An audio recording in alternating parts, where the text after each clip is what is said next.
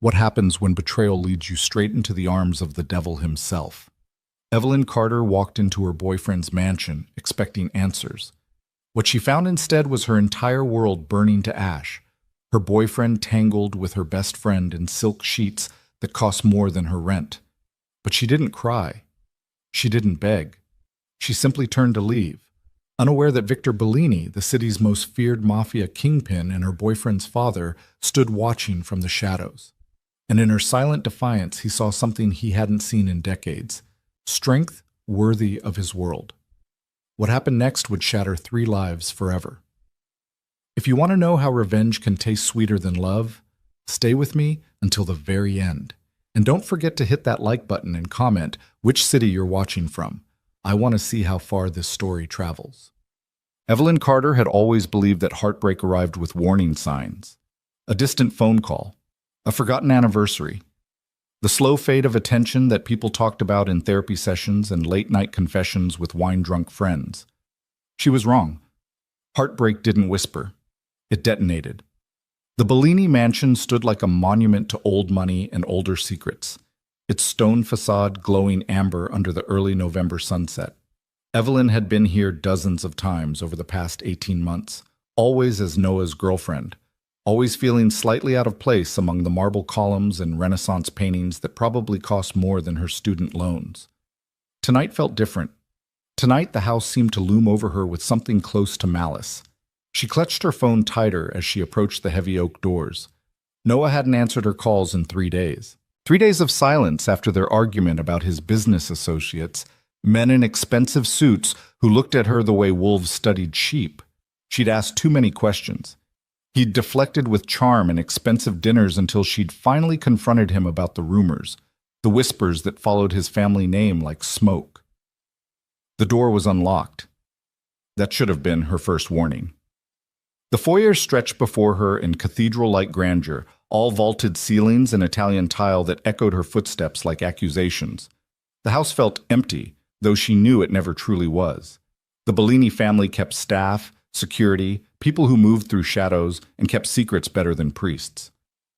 "Noah?" Her voice bounced off the walls, unanswered. She climbed the grand staircase, her hand sliding along the mahogany banister that had been polished to mirror shine. The second-floor hallway stretched in both directions, doors closed like sealed tombs. She knew which one was Noah's private suite. She'd been there before, though never without invitation, never without him greeting her with that boyish smile that made her forget why the Bellini name made hardened men cross the street. The door stood slightly ajar. Later, Evelyn would remember this moment with crystalline clarity. The way the hallway seemed to narrow, the way her heartbeat suddenly filled her ears like thunder, the way some primal part of her brain screamed to turn around and leave. But she was 26 years old and had been raised to believe that love meant fighting for what mattered, that relationships required courage and confrontation. So she pushed the door open. The room smelled like expensive cologne and betrayal. Late afternoon light slanted through floor-to-ceiling windows, illuminating the scene with brutal clarity. The massive bed with its silk sheets the color of champagne, the scattered clothes forming a trail from the door to the mattress. And there, tangled together in post-coital abandon, were Noah Bellini and Jessica Chen, her boyfriend, her best friend since college. Evelyn didn't scream. The sound that came from her throat was smaller than that, more animal, a wounded noise that she'd never heard herself make before. It was the sound of something fundamental breaking, like the crack of ice before it gives way beneath your feet.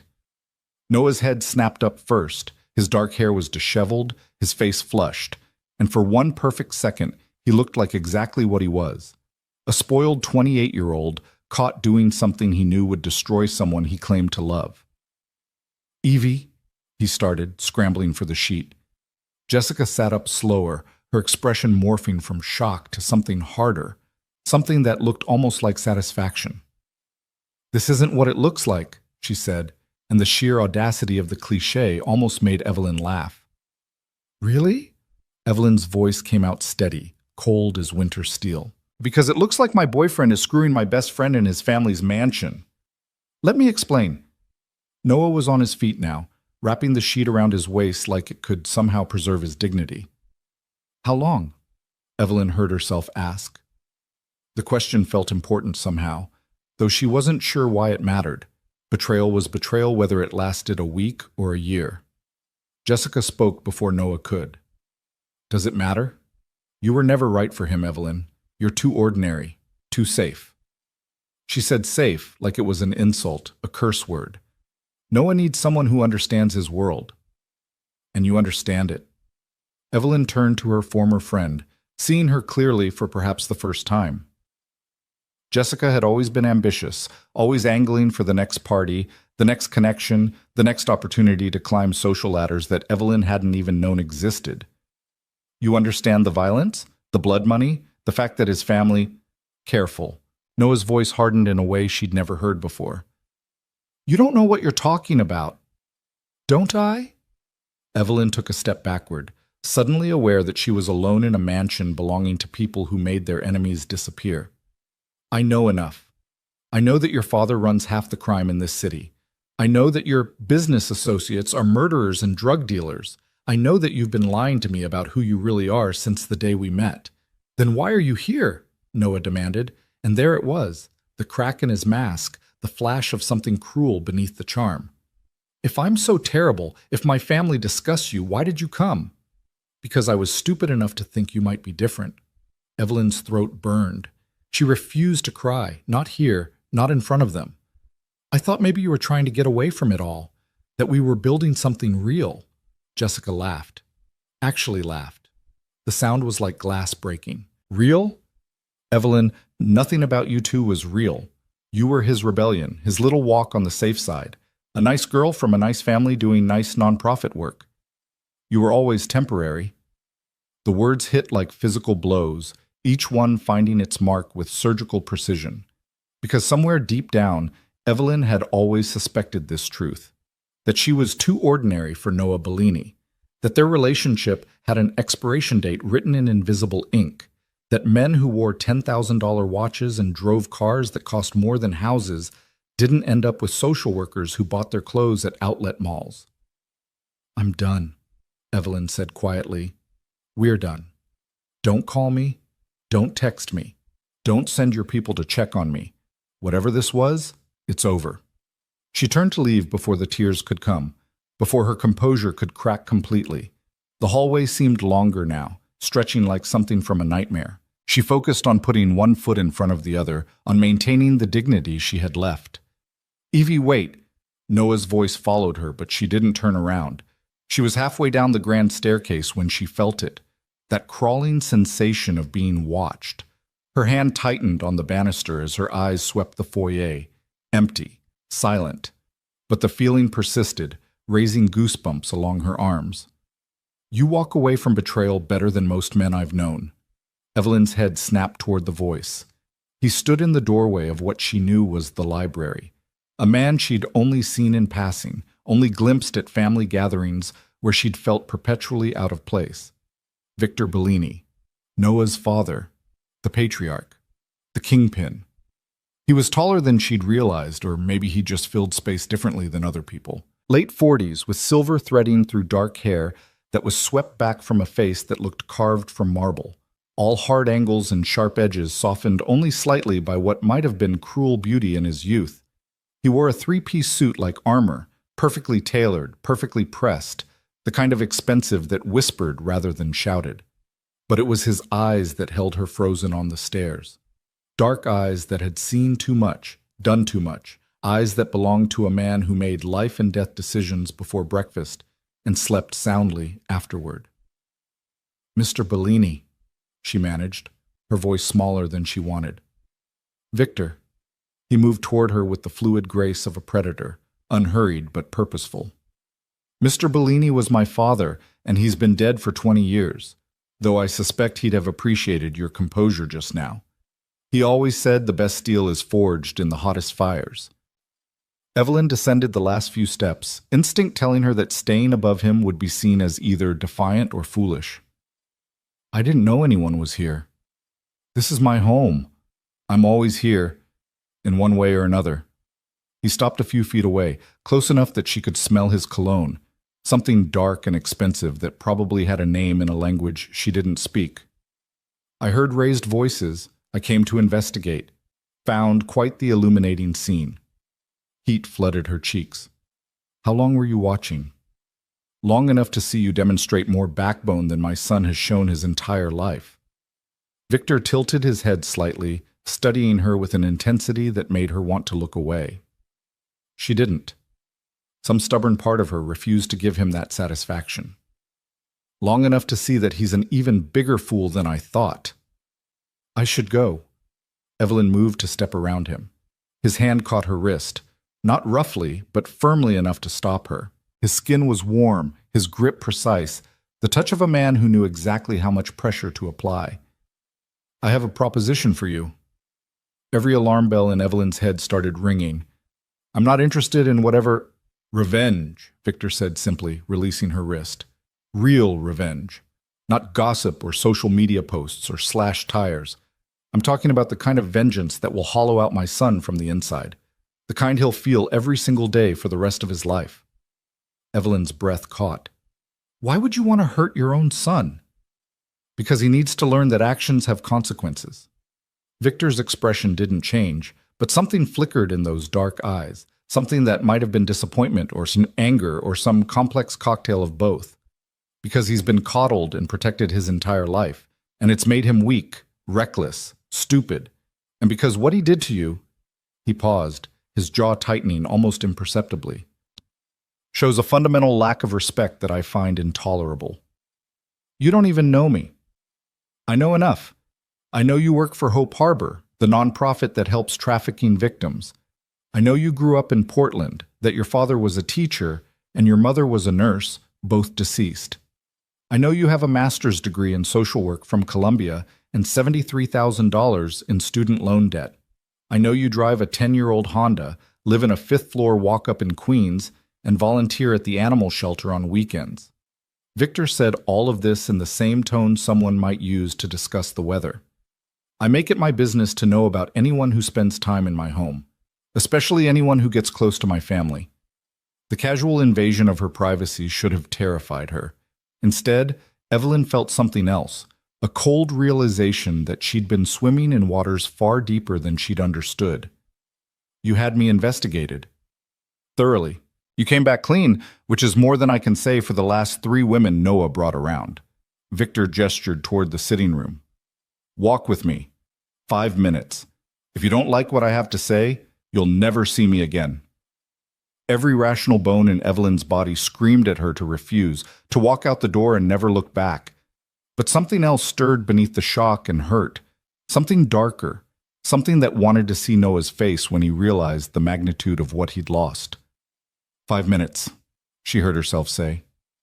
The sitting room was all leather and dark wood, bookshelves lined with first editions that were probably worth more than her annual salary. Victor moved to the bar, pouring amber liquid into 2 crystal glasses without asking if she wanted one. He handed her a glass, then gestured for her to sit. Evelyn remained standing. What exactly are you proposing? Marriage. He said it like he was suggesting coffee. Evelyn actually laughed, a sharp, disbelieving sound. You can't be serious. I'm always serious when it comes to business. And make no mistake, this would be a business arrangement. Victor took a measured sip of his drink. You marry me. You take the Bellini name. You become part of this family in the most official, most public way possible. That's insane. She stopped, realizing she'd been about to say, old enough to be my father, to a man who could probably have her killed with a phone call. 22 years your senior. Yes, I'm aware. Victor didn't seem offended. But I'm also wealthy, powerful, and capable of giving you a life most people only dream about. More importantly, I can give you what you really want right now. Revenge so complete, so devastating, that your ex-boyfriend will spend the rest of his life regretting what he threw away. By marrying you? His father? Evelyn shook her head. That's not revenge. That's psychological warfare. Exactly. Victor's smile was blade thin. Noah has spent his entire life competing with me for power, respect, legacy. Now imagine his humiliation when the woman he betrayed, the woman he considered too ordinary for his world, becomes his stepmother. When she sits at the head of this table, when she bears the Bellini name and commands the respect he takes for granted. The cruelty of it took Evelyn's breath away. Why would you do that to your own son? Because he needs to learn that his actions matter, that he can't simply charm his way out of consequences. Victor set down his glass with deliberate precision. And because you intrigue me, Evelyn Carter, you walked in on a scene that would have sent most women into hysterics, and you left with your head high and your dignity intact. That kind of composure is rare, valuable. I'm not some prize to be won. No, you're not. You're a woman who's been wronged, who deserves better than crying into her pillow while the people who hurt her move on without consequence. Victor moved closer, and Evelyn forced herself not to retreat. I'm offering you power, protection, a position in a world that usually chews up and spits out people like you. All I ask in return is that you play the role convincingly. Play the role, Evelyn repeated. You mean pretend to love you? Love has nothing to do with this. I'm talking about a partnership.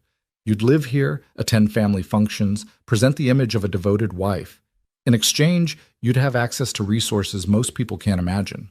Want to expand Hope Harbor's reach? Done. Want to wipe out your student loans? Consider it handled. Want to ensure that no one, and I mean no one, ever hurts you again?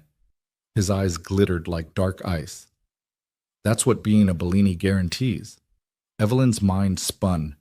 This was madness. Criminal madness. You didn't marry into the Mafia to get revenge on an ex-boyfriend. You didn't tie yourself to a man like Victor Bellini, a man whose business card probably had a body count on the back. What about what I want long-term, she asked. What happens when I want out, when I want a real relationship with someone I actually choose?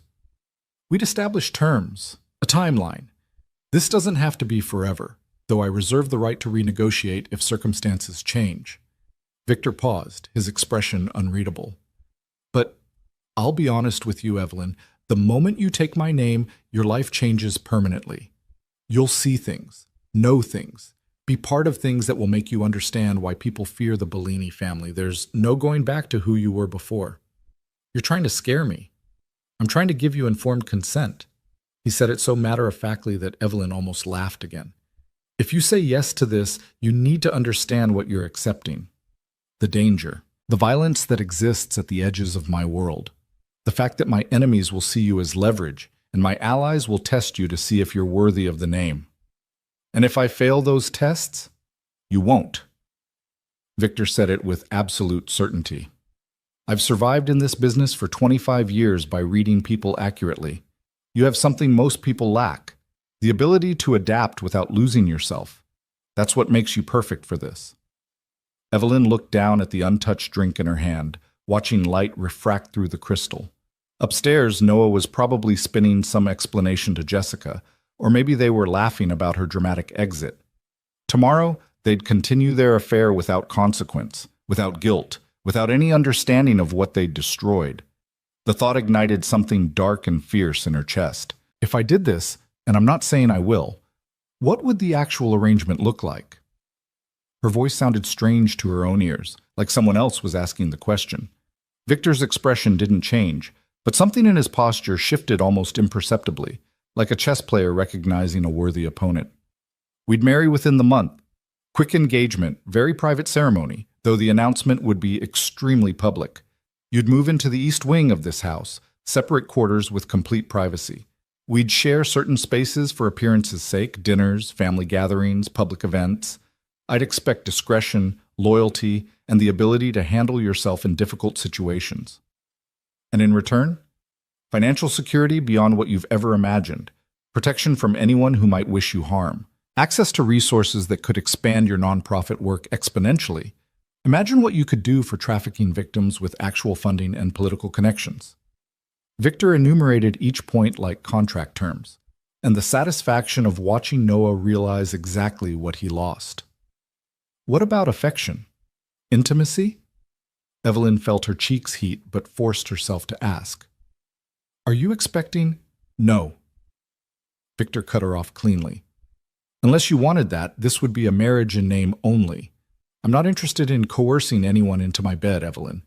If physical intimacy ever became part of our arrangement, it would be because we both wanted it, not because you felt obligated. The answer should have reassured her. Instead, it raised more questions about what kind of man Victor Bellini actually was beneath the tailored suits and casual violence. "I need time to think about this," Evelyn said finally. "You have until tomorrow night. Come to Giano's at 8 o'clock. It's a restaurant I own in Manhattan." Victor pulled a card from his jacket, holding it out to her. "If you show up, I'll take that as your answer. If you don't, we'll never speak of this conversation again." Evelyn took the card, her fingers brushing his for just a moment. His hands were warm, steady, the hands of a man who'd never trembled over a decision in his life. "One more thing," Victor said as she turned to leave. "That friend of yours, Jessica. She's been feeding information about Noah to the Costello family for 3 months. They're rivals of ours, in case you weren't aware. Noah's too blinded by chemistry to see he's being played." Evelyn stopped. "Why are you telling me this?" "Because I want you to understand that the betrayal you witnessed upstairs goes deeper than sex. She was never your friend, Evelyn. She's a plant, an opportunist using both you and my idiot son for her own agenda." Victor's voice hardened. "If you walk away now, fine. But know that the people who hurt you are worse than you imagine, and they'll never face consequences unless someone makes them." The words settled over Evelyn like a mantle, heavy and dark. She left without responding, walking through the mansion's halls that suddenly felt less like a home and more like a fortress. The front door closed behind her with a finality that seemed to echo through her entire body. She sat in her car for 20 minutes, her hands shaking too badly to turn the key. The card Victor had given her sat on the passenger seat like a live grenade. Giano's. Tomorrow at 8. A simple dinner that would change the trajectory of her entire life. Evelyn pulled out her phone, scrolling to Noah's name. 17 missed calls. 32 text messages. Each one some variation of, "Let me explain," or "It's not what you think," or "Please call me back." She blocked his number without reading them all. Then she drove home to her 5th-floor walk-up, climbed the stairs that always smelled like someone's curry dinner, and locked herself in her tiny apartment that suddenly felt suffocating. She stood in the shower until the water ran cold, scrubbing her skin like she could wash away the memory of what she'd seen. That night, Evelyn didn't sleep. She sat at her kitchen table with her laptop, researching Victor Bellini with the thoroughness she usually reserved for case files at work. What she found painted a picture of a man who'd inherited his father's criminal empire at 23 and had expanded it into something that touched everything from construction to shipping to waste management, all the legitimate businesses that provided cover for the ones that weren't. But there were other details too. Donations to children's hospitals, always anonymous but traceable if you knew where to look. A scholarship fund for underprivileged kids interested in business. And, this made her pause, a substantial grant to Hope Harbor 3 years ago, given through a shell company that she now realized connected back to Bellini interests. Victor Bellini had been funding her nonprofit. He'd been supporting her work before he'd ever met her. The revelation should have felt manipulative, like another chess move in whatever game he was playing. Instead, it felt like confirmation of something she'd sensed during their conversation, that Victor Bellini was far more complicated than the monster Noah's behavior had implied. Morning came without sleep. Evelyn called in sick to work, the first time she'd done that in 3 years, and spent the day in a fog of indecision. She made lists. Pros and cons. Rational arguments for why this was insane. Equally rational arguments for why walking away meant letting Noah and Jessica win. By 7 o'clock that evening, she still hadn't decided. By 7:30, she was in the shower washing her hair for the second time that day. By 7:45, she was standing in front of her closet, staring at clothes that all seemed wrong for dinner with a Mafia kingpin who'd proposed a marriage of vengeance. At 8:15, Evelyn walked into Giano's wearing a simple black dress and heels that made her ankles wobble. The restaurant was elegant in that understated way that screamed wealth. No prices on the menu, no visible staff unless you needed them, lighting designed to make everyone look like they belonged in a European film. Victor sat at a corner table, perfectly positioned to see the entire room while keeping his back to the wall.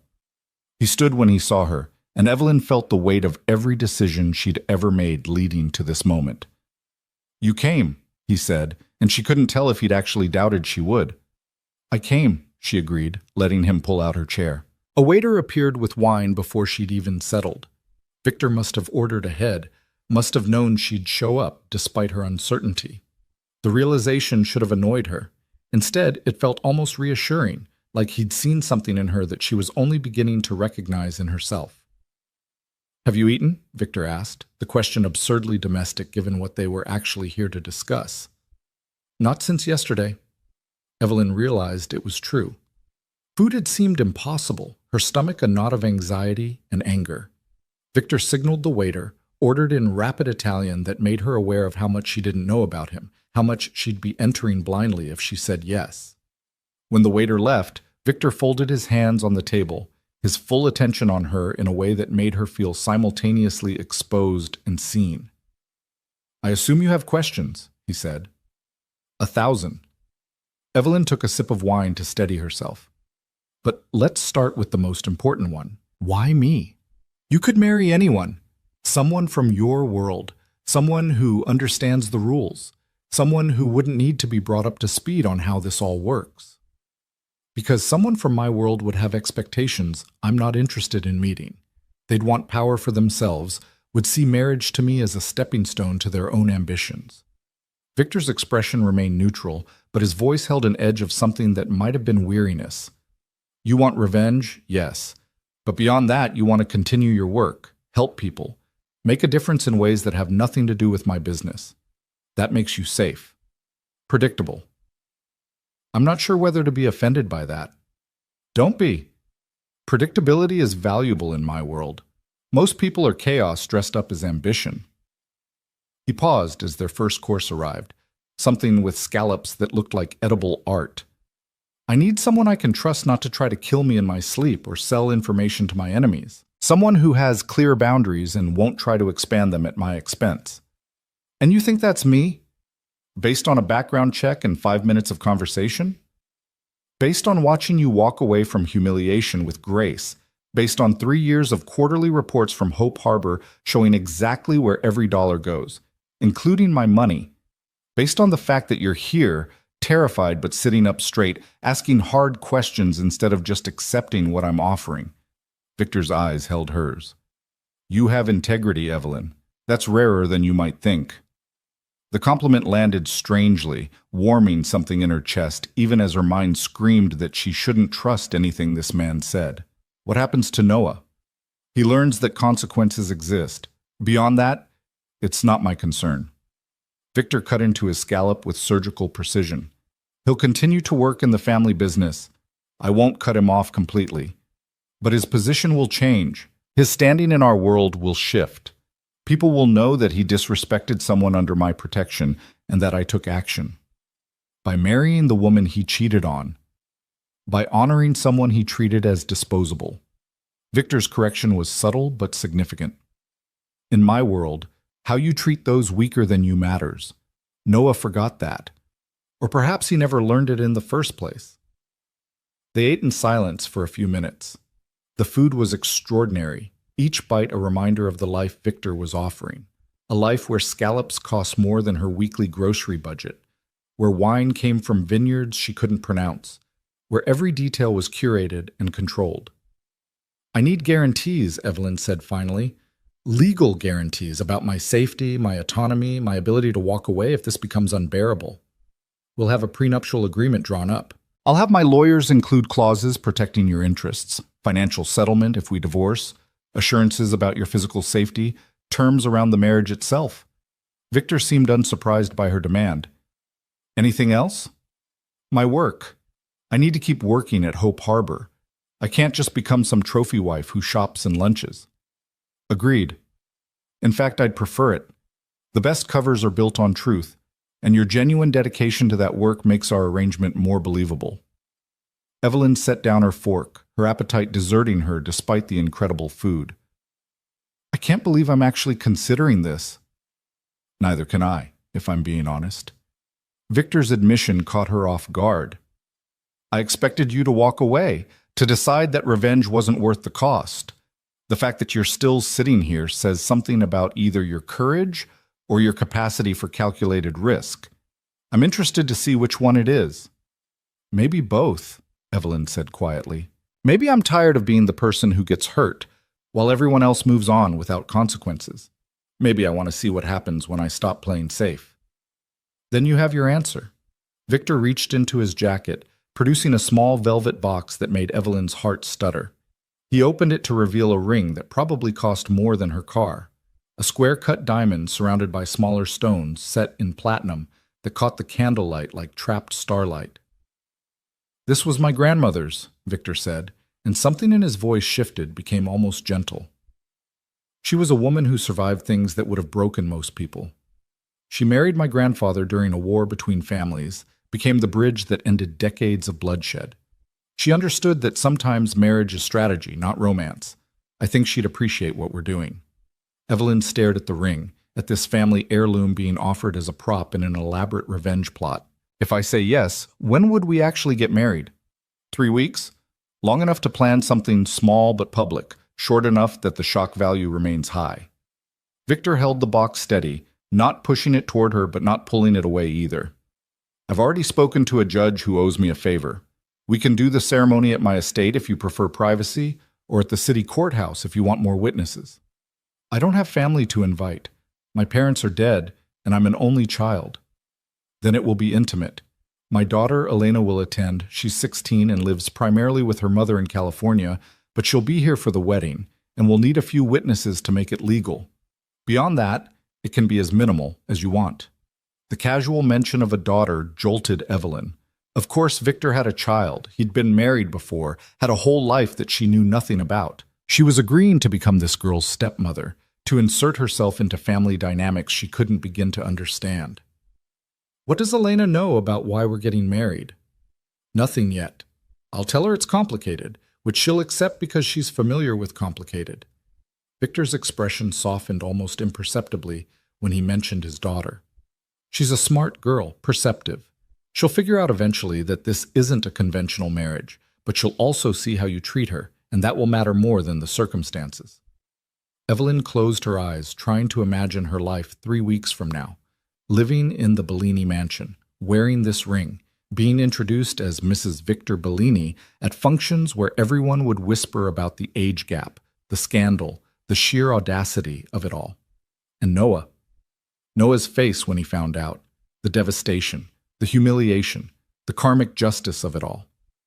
She opened her eyes and held out her left hand. Victor slipped the ring onto her finger without ceremony, without the romantic flourish that men usually employed during proposals. It fit perfectly, which made her wonder if he'd somehow known her ring size, or if his grandmother had simply had small hands like hers. "So we're doing this," Evelyn said, staring at the ring that seemed to glow with its own light. "We're doing this," Victor confirmed. He lifted his wine glass in a toast. "To revenge, partnership, and the beginning of a very interesting arrangement." Evelyn clinked her glass against his, sealing a deal that would change everything she thought she knew about herself, about justice, and about how far she was willing to go when someone pushed her too far. 3 weeks later, she would stand in the Bellini estate's garden and promise to love, honor, and cherish a man she barely knew. And when Noah arrived late to the ceremony, uninvited but unable to stay away, and saw her in white standing beside his father, his face would drain of all color. He would understand in that moment exactly what his betrayal had cost him, but that was still 3 weeks away. For now, Evelyn sat in an elegant restaurant with a dangerous man, wearing a dead woman's ring, and felt something like power settling into her bones for the very first time. She thought about calling Jessica, about telling her former friend exactly what she'd done. But revenge was best served cold, and the announcement would be public enough without a preview. Let them find out the way everyone else would, through whispers and shock and the terrible realization that the quiet girl they'd discarded had teeth, after all. Evelyn raised her glass again, this time on her own. "To second chances," she said. Victor's smile was sharp as a knife's edge. "To making people regret underestimating you." They drank to that, to revenge dressed as matrimony, to strategic alliances born from betrayal, to the moment when Evelyn Carter stopped being someone things happened to and became someone who made things happen instead. The future stretched ahead, uncertain and dangerous, and nothing like what she'd planned. But for the first time since walking into that bedroom and seeing her life in ruins, Evelyn felt something other than pain. She felt dangerous. And in Victor Bellini's world, Dangerous was the only way to survive. The ring felt heavier than it should have. 3 carats of perfectly cut diamonds shouldn't weigh down a hand the way guilt did. Yet Evelyn couldn't stop twisting it around her finger as she sat in her apartment the morning after dinner with Victor. The early light made it throw rainbows across her kitchen wall, tiny fractured pieces of color that seemed to mock the gravity of what she'd agreed to. Her phone buzzed for the 40th time that morning. Noah. Still calling from different numbers now that she'd blocked his personal line. She'd stopped answering 2 days ago, let his desperation fill her voicemail with increasingly frantic messages that ranged from apologies to accusations to barely veiled threats about not knowing what she was getting herself into. If only he knew. The knock on her door came at exactly 9 o'clock. Evelyn checked the peephole and saw 2 men in dark suits who looked like they ironed their faces along with their shirts. Victor's people. He'd warned her they'd be coming, that certain arrangements needed to be made quickly. "Miss Carter?" The taller one spoke with the clipped efficiency of someone who'd delivered this speech before. "Mr. Bellini sent us to assist with your transition. We have movers ready to pack your apartment whenever you're ready, and there are security protocols we need to discuss." Evelyn opened the door wider, letting them into her small space that suddenly felt even more cramped with their presence. They moved through her apartment like they were cataloging evidence, noting her secondhand furniture and the water stain on her ceiling that her landlord kept promising to fix. "I haven't given notice to my landlord yet," Evelyn said, watching them examine her bookshelves with professional detachment. "Already handled. Mr. Bellini purchased the building this morning. Your lease has been terminated with appropriate compensation to you and the other tenants being relocated." The man said this like he was discussing the weather. "You're free to take whatever you want with you. The rest will be disposed of or donated according to your preferences." The casual display of power made Evelyn's stomach twist. Victor had bought her entire building in less than 12 hours, probably made a few phone calls, signed some papers, and erased the problem of her lease like it had never existed. This was the world she was entering, a world where money and influence could reshape reality with terrifying ease. "I want my books, my clothes, my grandmother's china." Evelyn heard her voice coming from somewhere far away. "Everything else can go to charity." The men made notes on identical tablets, their movements synchronized in a way that suggested military training or something close to it. The shorter one stepped closer, his expression almost sympathetic. "Miss Carter, we need to discuss security. The moment your engagement to Mr. Bellini becomes public knowledge, you become a target. There are people who would use you to hurt him, and we need to make sure you understand the risks." Victor mentioned that. "With respect, I don't think you fully grasp what it means." The man pulled out his tablet, swiping to a series of photos that made Evelyn's breath catch. Crime scenes, bodies, wreckage from bombings and shootings that looked like they belonged in war zones, not American cities. "These are from the last 3 years, attacks on Bellini interests and allies. We've prevented dozens more, but the threat is constant." Evelyn forced herself to look at each image, to really see what she was signing up for. A restaurant blown apart, tables still set for dinner among the rubble. A car burned down to its skeleton, the interior charred beyond recognition.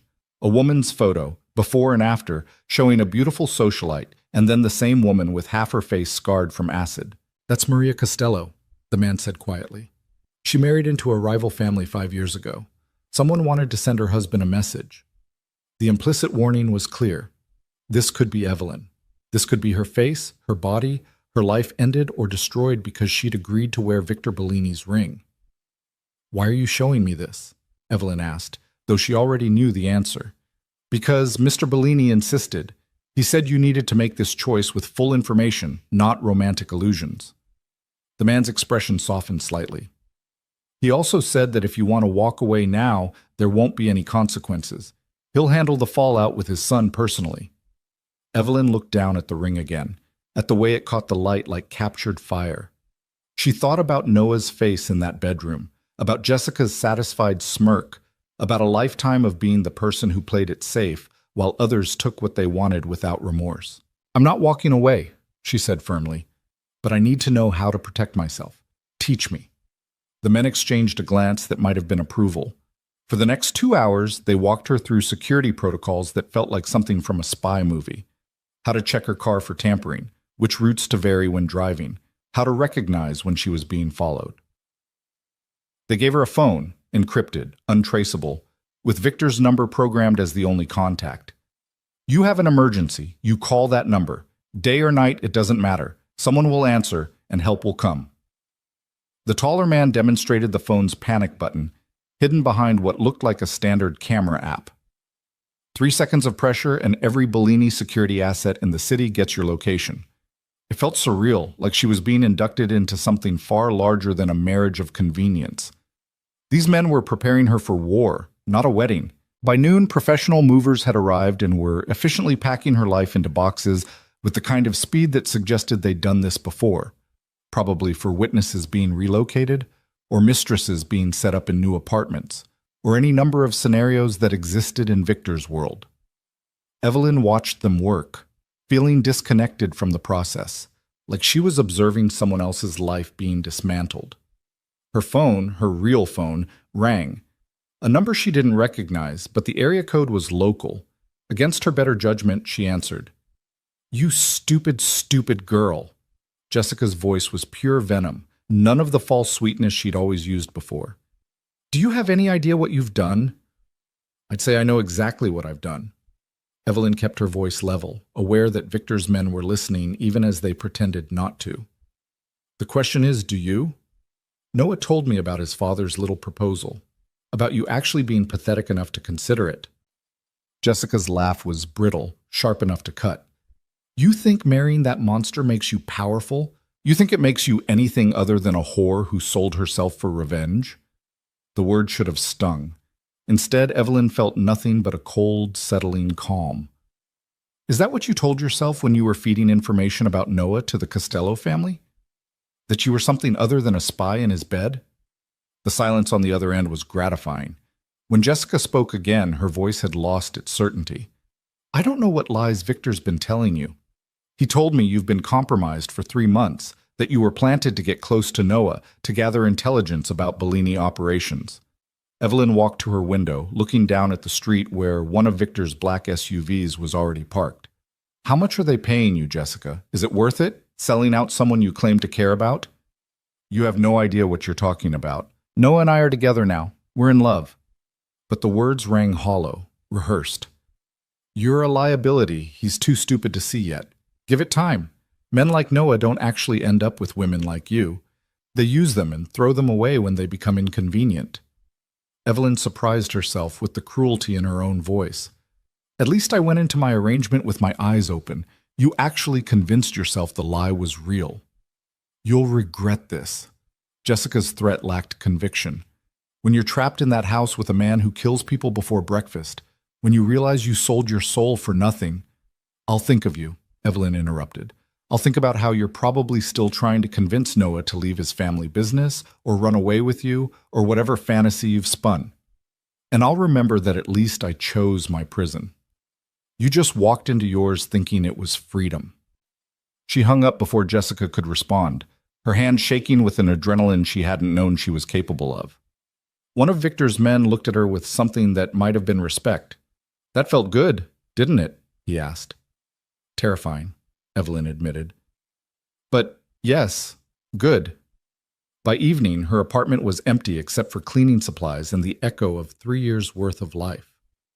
Evelyn stood in the middle of the bare living room, saying goodbye to the version of herself who'd lived here, the woman who'd believed in simple answers and straightforward love, who'd thought being good was enough to protect you from being hurt. The drive to the Bellini estate took 40 minutes through traffic that parted around their convoy like water around stone. 3 vehicles, 2 SUVs bracketing a town car where Evelyn sat in leather seats that probably cost more than her monthly rent used to. The men didn't speak to her during the drive. Their attention focused on their surroundings with an intensity that reminded her exactly how seriously they took potential threats. The gates to the estate swung open as they approached, iron and stone that looked designed to repel an army. The mansion appeared through the trees like something from another era, all that old money grandeur that Evelyn had only glimpsed as Noah's guest. Now she was arriving as something else entirely, as the future Mrs. Bellini. as the woman who would sit at the head of this table and command the respect that came with the name. Victor waited on the front steps, hands in his pockets, looking more relaxed than she'd ever seen him. He'd traded his three-piece suit for dark slacks and a crisp white shirt with the sleeves rolled to his elbows, revealing forearms that suggested he did more than just sign papers and make phone calls. There was a physicality to him that Evelyn hadn't noticed before, a dangerous edge beneath the civilized veneer. "Welcome home," he said as she stepped out of the car, and the word home landed strangely, both foreign and somehow inevitable. "Strange definition of home," Evelyn replied, looking up at the mansion that loomed against the darkening sky. "You'll get used to it. Most people do." Victor gestured for her to follow him inside. "Your rooms are ready in the East Wing. I had them redecorated based on your apartment's color scheme. I hope that wasn't presumptuous. You've bought my building, had my life packed into boxes, and arranged a wedding in 3 weeks. I think we're past worrying about presumption." But Evelyn softened the words with something that might have been a smile. "Thank you. That was thoughtful." He led her through halls she vaguely remembered from previous visits, but everything looked different now. Before, she'd been a guest moving through someone else's space. Now she was seeing it as someone who belonged here, who had the right to touch the priceless art and sit on the antique furniture without asking permission first. The East Wing was a revelation. Victor had given her an entire suite: bedroom, sitting room, private bathroom, and a study that looked out over the estate's gardens. The colors were soft blues and grays, echoing the modest palette she'd chosen for her apartment, but elevated to something far more elegant. Fresh flowers sat on every surface, and her books, already unpacked, filled the shelves with familiar spines that made the space feel less foreign. "If anything isn't to your liking, tell Mrs. Chen. She manages the household staff." Victor stood in the doorway, giving her space to explore. "Your things should arrive within the hour. I took the liberty of having some additional items delivered as well. Clothes suitable for the events you'll be attending, jewelry, necessities. Consider it part of the arrangement." Evelyn ran her hand along the desk in the study, real wood polished to a mirror shine. "You've thought of everything." "I try to." Victor checked his watch, a gesture that seemed more habit than necessity. "We have dinner with my lawyer in an hour. He'll go over the prenuptial agreement with you. I know you wanted legal guarantees. He's prepared a contract that should address your concerns." The reminder of the business aspect of all this grounded Evelyn back in reality. This wasn't a fairy tale. This was a transaction, carefully negotiated and legally binding. "What if I don't like the terms?" "Then we revise them until you do. This only works if we both feel protected." Victor's expression was unreadable. "I'm not interested in trapping you, Evelyn. Willing participation is essential. And if I decide tomorrow that I've made a mistake, that I want out before the wedding, then you walk away. No consequences, no retaliation. You'd keep the ring as compensation for your time, and I'd ensure your transition back to regular life was smooth." He said it without hesitation, like he'd already considered this possibility. "But I don't think you will." "No?" Evelyn turned to face him fully. "What makes you so sure?" "Because you're not the kind of person who makes decisions lightly. You've spent the last 3 days researching me, my business, my history. You've weighed the risks against the benefits. You're here because you've decided this is worth it." Victor stepped into the room, closing some of the distance between them. "Am I wrong?" Evelyn wanted to argue, to push back against his certainty, but he wasn't wrong. She had spent 3 sleepless nights reading everything she could find about Victor Bellini, about his empire built on shadows and legitimate business fronts, about his reputation as someone who honored deals and destroyed those who broke them. She'd made her choice with full knowledge of what it meant. "You're not wrong," she admitted, "but that doesn't mean I'm not terrified." "Good. Fear keeps you sharp. It's the people who aren't afraid in my world who end up dead." Victor glanced at his watch again. "Get settled. I'll have someone bring you to my study in 45 minutes. Wear something comfortable. Vincent tends to drone on about legal minutiae, and you'll want to be relaxed." He left before she could respond, pulling the door closed behind him with a soft click that somehow felt louder than a slam. Evelyn stood in her new rooms, her new life, and tried to process the surreal reality of where she was and what she'd agreed to. Her suitcases arrived 20 minutes later, carried by silent staff who unpacked with efficient precision. They hung her modest wardrobe next to clothes still bearing designer tags, outfits that Victor had selected without ever asking her size, but which she knew instinctively would fit perfectly.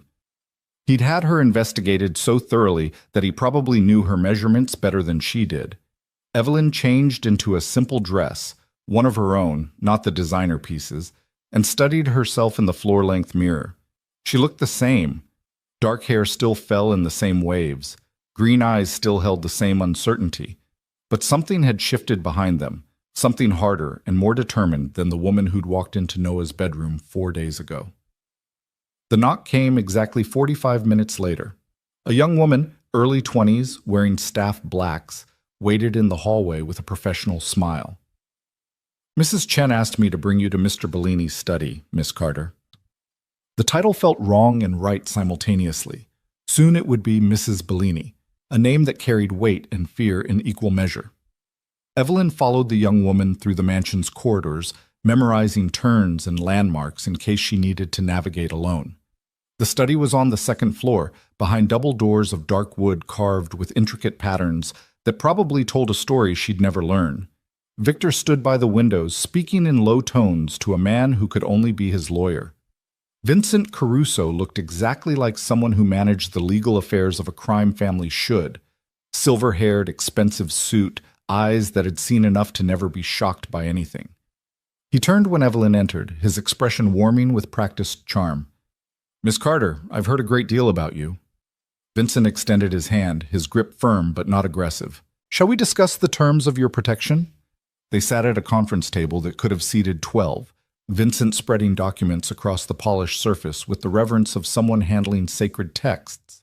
The prenuptial agreement was 37 pages of dense legal language that would have been intimidating if Vincent hadn't walked her through each section with patient clarity.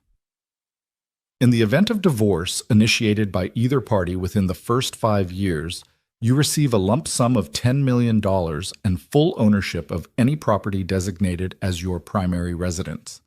Vincent pointed to the relevant clause. After 5 years, the settlement increases proportionally, with a cap of $50 million at the 15-year mark.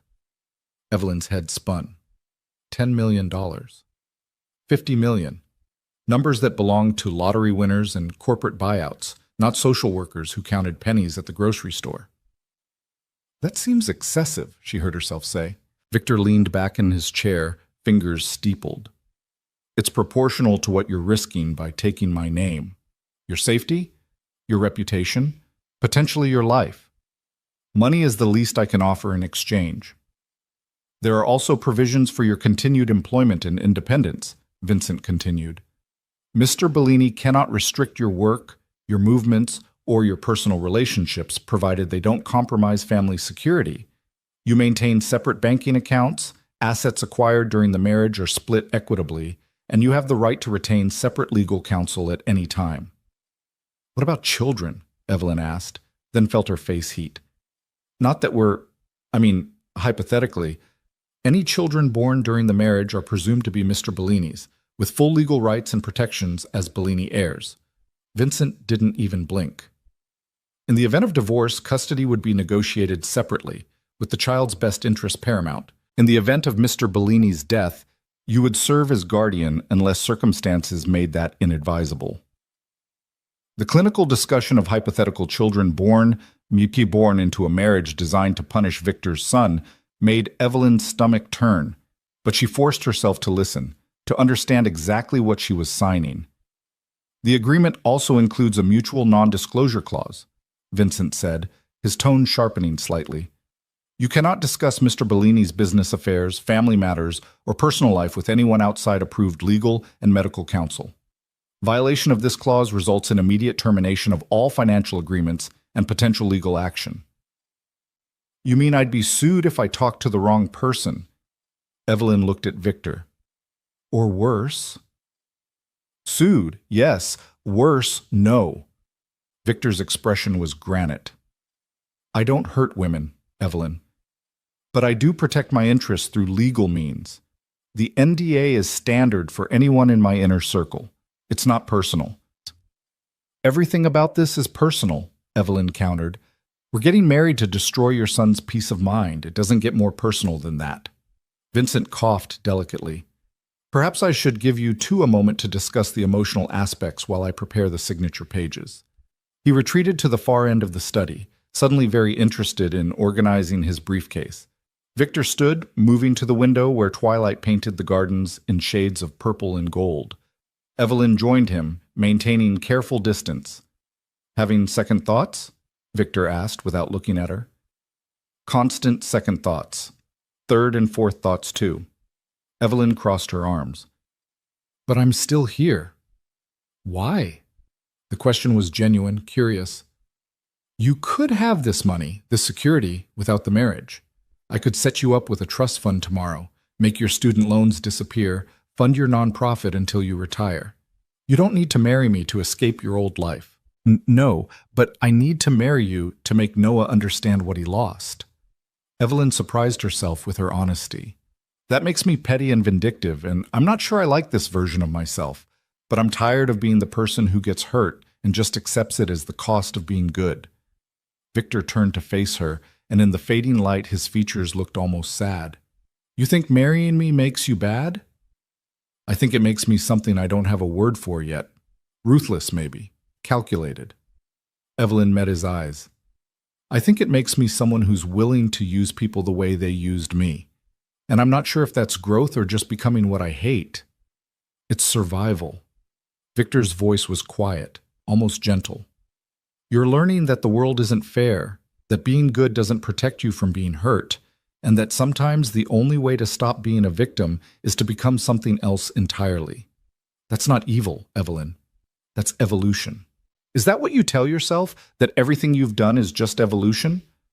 I tell myself that I protect what's mine, that I honor my agreements, and that I've built something that provides for hundreds of families who depend on Bellini businesses for their livelihoods. Victor's jaw tightened. I'm not a good man by conventional standards, but I'm not the monster people imagine either. I'm complicated, just like this situation, just like you're becoming. The observation settled between them like a living thing. Evelyn was becoming complicated. She could feel it happening, feel herself changing in ways that thrilled and terrified her in equal measure. The old Evelyn would have run from this. The new one wanted to see where it led. I'll sign the agreement, she said finally, but I want one addition. A clause that guarantees my work at Hope Harbor continues to receive funding regardless of what happens between us. If we divorce, if I die, if this all falls apart, that organization keeps operating. Victor's expression shifted, something like respect crossing his features. Done. Vincent will add it before you sign. They returned to the table where Vincent had prepared signature pages with the efficiency of someone who'd done this many times before. Evelyn read each page carefully before signing, her hand steady despite the magnitude of what she was doing. With each signature, she felt the door to her old life closing a little more firmly. When it was done, Vincent gathered the documents with a satisfied nod. Congratulations, you're now legally protected in ways most people never achieve. He shook both their hands. The wedding itself is scheduled for Saturday, 3 weeks from yesterday. I've taken the liberty of arranging the license and filing the necessary paperwork. All you need to do is show up. That's simple? Evelyn asked. Marriage is always simple. It's everything that comes after that gets complicated. Vincent's smile was knowing. I'll see myself out. Mr. Bellini, Miss Carter, good luck to you both. After he left, silence filled the study like water rising. Victor poured 2 glasses of whiskey from a crystal decanter, handing one to Evelyn without asking if she wanted it. She took it, grateful for something to do with her hands. To complicated futures, Victor said, raising his glass. Evelyn clinked hers against his. To knowing exactly what we're getting into. They drank, and the whiskey burned down her throat like liquid courage. Outside, full darkness had fallen, and somewhere in the mansion, staff moved through their evening routines, unaware that their world was about to shift with the addition of a new Mrs. Bellini. I should warn you, Victor said, setting down his empty glass. Noah knows about the engagement. I told him this afternoon. Evelyn's heart stuttered. How did he take it?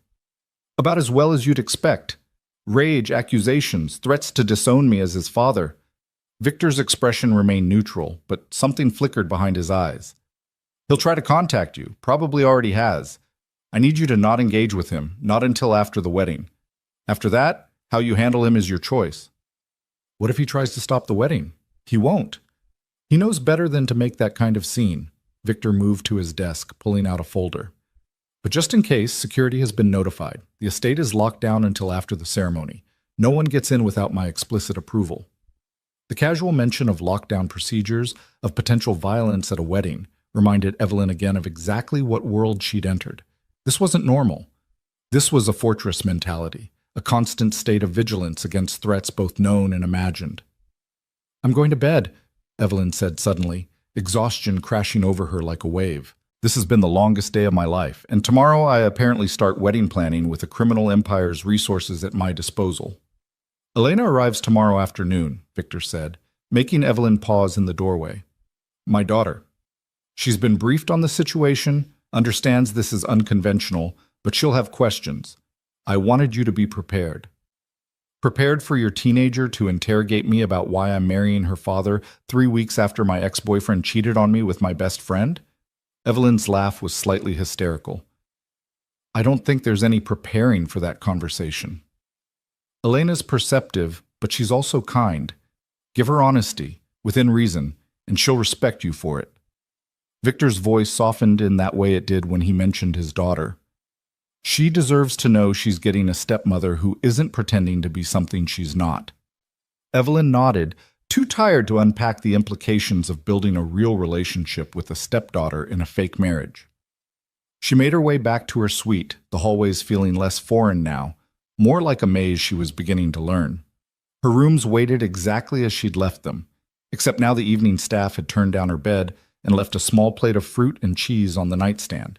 She should have been hungry. She couldn't remember the last time she'd eaten a real meal, but food held no appeal, so she stood in the shower instead, letting scalding water turn her skin pink while she tried to process everything that had happened in the span of less than a week. Saturday morning, she'd been Evelyn Carter, social worker, Noah Bellini's girlfriend, a woman with a simple life and simple dreams. Now she was Evelyn Carter, Mafia bride-to-be, living in a mansion under armed guard, preparing to marry one of the most dangerous men in the city for revenge so profound it would shatter what remained of her ex-boyfriend's world. The transformation should have felt wrong. Instead, standing under the spray with Victor's ring catching the light, Evelyn felt something close to rightness settling into her bones. Like she'd been playing a role her whole life and was only now discovering who she actually was beneath the performance of goodness. She slept in silk sheets that cost more than her old bed, in a room bigger than her entire apartment had been, and dreamed of nothing at all. When she woke, sunlight streamed through windows she'd forgotten to curtain, and somewhere in the house, staff were already moving through their morning routines with the quiet efficiency of people who knew their roles perfectly. Evelyn Carter's old life was officially over. In 3 weeks, she would become Mrs. Victor Bellini. And then the real performance would begin, convincing the world that this marriage was real while navigating the dangerous waters of a family built on violence, loyalty, and the kind of power that most people only glimpsed in movies. She rose, dressed, and prepared to meet her soon-to-be stepdaughter, wondering if 16-year-old Elena Bellini had any idea that her future stepmother was just as terrified and out of her depth as she probably was. The game had begun, and Evelyn was learning with each passing hour that she had a talent for playing it. Elena Bellini arrived at 2 in the afternoon, announced by the sound of tires on gravel and voices carrying through the open windows of Evelyn's study. She'd been attempting to work, reviewing case files from Hope Harbor that her supervisor had emailed with pointed questions about when she'd be returning to the office, but the words kept blurring together, her mind unable to focus on trafficking victims and resource allocation when her own life had become something she barely recognized. Evelyn moved to the window and watched a sleek black car pull up to the main entrance. The driver emerged first, opening the rear door with practiced efficiency. What stepped out was not the sullen teenager Evelyn had been bracing herself for, but a girl who moved with the unconscious grace of someone raised among wealth and danger in equal measure. Elena was tall for 16, with her father's dark hair falling in waves past her shoulders, and eyes that assessed her surroundings with the same sharp intelligence Victor possessed. She wore designer jeans and a leather jacket that probably cost more than Evelyn's monthly salary used to be, But there was nothing spoiled in her bearing, just a quiet confidence that came from knowing exactly who she was and what her last name meant. Victor appeared from somewhere inside the house, and Evelyn watched the reunion through glass like a voyeur glimpsing an intimate moment. Father and daughter embraced without the awkwardness that often plagued teenagers with their parents. Elena said something that made Victor laugh, an actual laugh that transformed his face into something younger, lighter. And for a moment, Evelyn saw the man he might have been without the weight of his empire pressing down on his shoulders. Then Elena looked up at the house, her gaze sweeping the windows with systematic precision, and her eyes found Evelyn's. Even from this distance, Evelyn felt the assessment, the calculation behind those dark eyes that were so like her father's. Elena said something to Victor, nodded toward the window where Evelyn stood, and Victor's expression shifted back to something more guarded. "No time like the present," Evelyn muttered to herself, stepping away from the window and bracing for what she knew would be the most important performance of this entire arrangement. She could fool the outside world, could convince strangers that she'd fallen desperately in love with Victor Bellini. But deceiving a perceptive teenager who knew her father better than anyone else would be exponentially harder.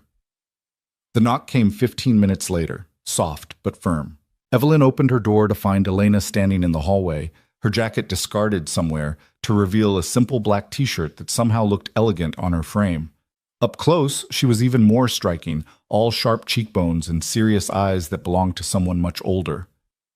"Hi," Elena said, and her voice carried a slight rasp that suggested California sun and late nights. "I'm Elena. I figured we should talk before the awkward family dinner Dad's probably planning where we all pretend the situation is normal." Despite everything, Evelyn found herself smiling. "Evelyn, and yes, talking now is probably wise. Come in." Elena entered the suite with the casual ease of someone who'd grown up in mansions, but her eyes cataloged everything. The unpacked boxes still stacked in the corner, the modest clothes hanging beside designer pieces in the open closet, the legal documents Evelyn had left on the desk. She settled into the window seat without invitation, tucking her legs beneath her in a way that made her look suddenly younger. "So," Elena began, her directness refreshing after days of careful verbal dancing with adults, "you were dating my half-brother, caught him cheating, and now you're marrying my dad to make Noah suffer. Is that about right?" Evelyn had expected accusations, judgment, maybe tears. She hadn't expected this calm summary delivered with the tone of someone discussing a mildly interesting movie plot. "That's the basic outline, yes, though it sounds worse when you say it out loud. It sounds like something out of a telenovela. My mom loves those." Elena's expression remained neutral. "But Dad doesn't do things without reason, and he definitely doesn't get married on impulse, so there must be more to it than just revenge. Your father wants to teach Noah a lesson about consequences." Evelyn moved to sit in the chair opposite the window seat, maintaining eye contact. "And I want to stop being the kind of person who gets hurt and just accepts it as the price of being good." "That part I get. The world is brutal to people who won't fight back." Elena tilted her head, studying Evelyn with unnerving focus. "What I don't get is why Dad chose you specifically. He could have married anyone, used anyone to punish Noah. Why a social worker with student loans and a Honda that's older than I am?" The bluntness should have been offensive. Instead, Evelyn appreciated the honesty after days of careful politeness from everyone else. "He said I had integrity, that I was predictable in the right ways, that I wouldn't try to kill him in his sleep or sell family secrets to his enemies." "Low bar, say," Elena murmured. "But accurate. Dad's last girlfriend, before he decided women were more trouble than they were worth, tried to plant listening devices in his office. He caught her, obviously, and she disappeared. I don't know where, and I've learned not to ask those kinds of questions." The casual mention of a woman disappearing sent ice down Evelyn's spine. This was Elena's normal, growing up knowing her father made people vanish, that violence and retribution were just part of the family business. "Does that bother you? Not knowing? Would knowing change anything? Would it bring her back or make Dad less dangerous?" Elena shrugged with practiced nonchalance. "I learned a long time ago that my father is complicated. He loves me, protects me, gives me everything I could want. He's also capable of terrible things when people cross him. Both realities exist simultaneously." Evelyn recognized the defense mechanism, the compartmentalization that allowed Elena to love her father while acknowledging his darkness. It was the same thing Evelyn herself was attempting, convincing herself that marrying a criminal kingpin for revenge was somehow different from becoming complicit in everything he represented. "Are you angry about the marriage?" Evelyn asked. "About me inserting myself into your family?" Elena considered the question with the seriousness it deserved. "Angry? No. Confused? A little. Curious? Definitely." She leaned forward slightly. "See, I know Noah. He's charming and impulsive and treats women like accessories he gets bored with. Dad knows this too, has tried to correct it for years. So when Noah screwed up badly enough that Dad decided to marry his ex-girlfriend, I know it wasn't just about you. It was about finally drawing a line Noah couldn't ignore. Your father said you were perceptive. I've had to be. Living between two worlds, Mom's normal life in California and Dad's empire here, you learn to read situations quickly or you end up hurt." Elena's expression softened marginally.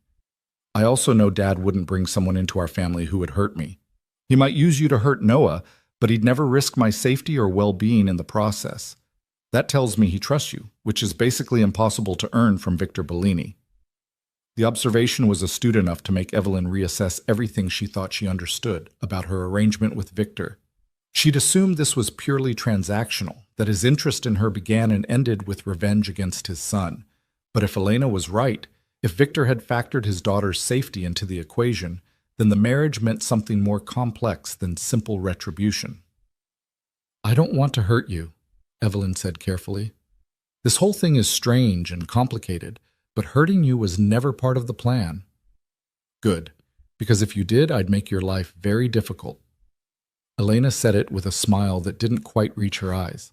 "I'm 16, not stupid. I know this marriage isn't a love match, but I also know that Dad needs someone who isn't afraid of him, but also isn't trying to use him. Maybe that's you. Maybe it isn't. I guess we'll find out." Before Evelyn could respond, her encrypted phone buzzed with a message. Victor's number. "Elena's probably interrogating you. Don't let her make you cry. She has a gift for finding emotional weak points. Dinner at 7. Dress code is family casual, whatever that means." Evelyn showed Elena the message, watching the girl's face split into a genuine grin that made her look her age for the first time. "He acts like I'm some kind of emotional terrorist. I just ask direct questions." In my experience, direct questions are the most dangerous kind. Evelyn found herself relaxing despite the surreal situation. "What do you want to know? We have a few hours before dinner, and I'd rather answer your questions now than have them hanging over us through awkward small talk later." Elena's eyes gleamed with something like respect. "Okay, real talk. Are you afraid of my father?" "Terrified," Evelyn admitted. "But not in the way you might think. I'm not afraid he'll hurt me physically. I'm afraid of what being with him might turn me into, of how much I'm already changing and whether I'll recognize myself in 6 months. That's honest. I like that." Elena shifted her position, getting more comfortable. "Do you think you could actually fall in love with him? Like real love, not just tolerating each other for the benefits?" The question caught Evelyn off guard. She'd been so focused on the revenge aspect, on the practical arrangements and legal protections, that she hadn't let herself consider the emotional possibilities. "I don't know. Right now, I barely know him. He's attractive, intelligent, says things that make me think in ways I'm not used to. But love? That seems like a dangerous complication neither of us wants."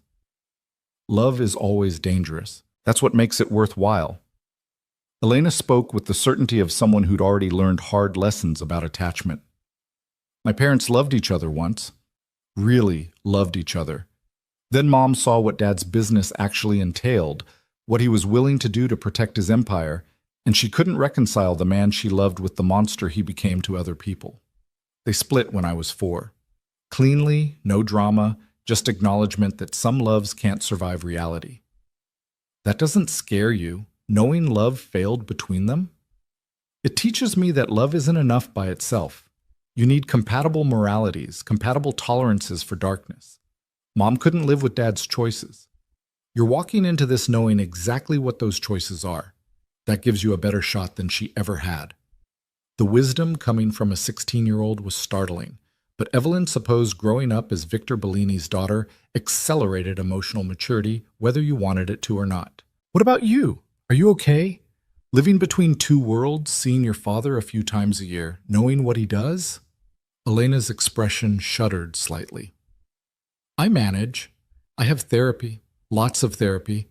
Mom makes sure I'm psychologically evaluated every 6 months to make sure I'm not developing antisocial tendencies or whatever they call it when kids of criminals go bad. I'm good at compartmentalizing. Too good, according to my therapist, but it's how I survive. I'm sorry you've had to learn survival skills at your age. Don't be. I'm not. Elena's chin lifted with unconscious pride. I'm a Bellini. That means something. It means I'm stronger than other kids my age, smarter about how the world actually works. It means I'll never be a victim because I know how predators think. There are worse legacies than that. The conversation was interrupted by a commotion downstairs, raised voices carrying up through the vents with a clarity that suggested intentional volume. Male voices, one of which Evelyn recognized with a sinking sensation in her stomach. Noah. Here. Despite Victor's assurances that security would keep him away until after the wedding, Elena was on her feet instantly, her body language shifting from relaxed teenager to soldier's daughter in a heartbeat. That's Noah. He shouldn't be here. Dad's security protocols. He's still family, Evelyn said, though her heart hammered against her ribs. Maybe they let him in because he's Victor's son. Not how it works. Not when Dad issues a lockdown. Elena pulled out her phone, typing rapidly. Something's wrong. They moved into the hallway together, drawn toward the noise like moths to potentially fatal flames.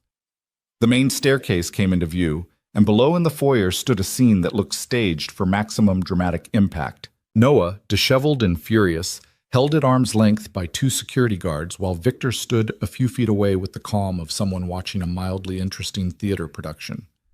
You can't do this, Noah's voice cracked with rage and something that might have been genuine pain. She's mine. You can't just take her because you want to punish me. Evelyn was never yours. She was a person who made her own choices, and you treated her like property to be discarded when something shinier came along. Victor's voice carried up the stairs with lethal calm. Now she's made a different choice, one that doesn't involve you. This is insane. You're marrying her out of spite. Noah struggled against the guard's hold, his expensive clothes rumpled, dark circles under his eyes that suggested he'd slept as poorly as Evelyn had. She's 26 years old. You're old enough to be her father. 22 years difference, yes. We've established the mathematics.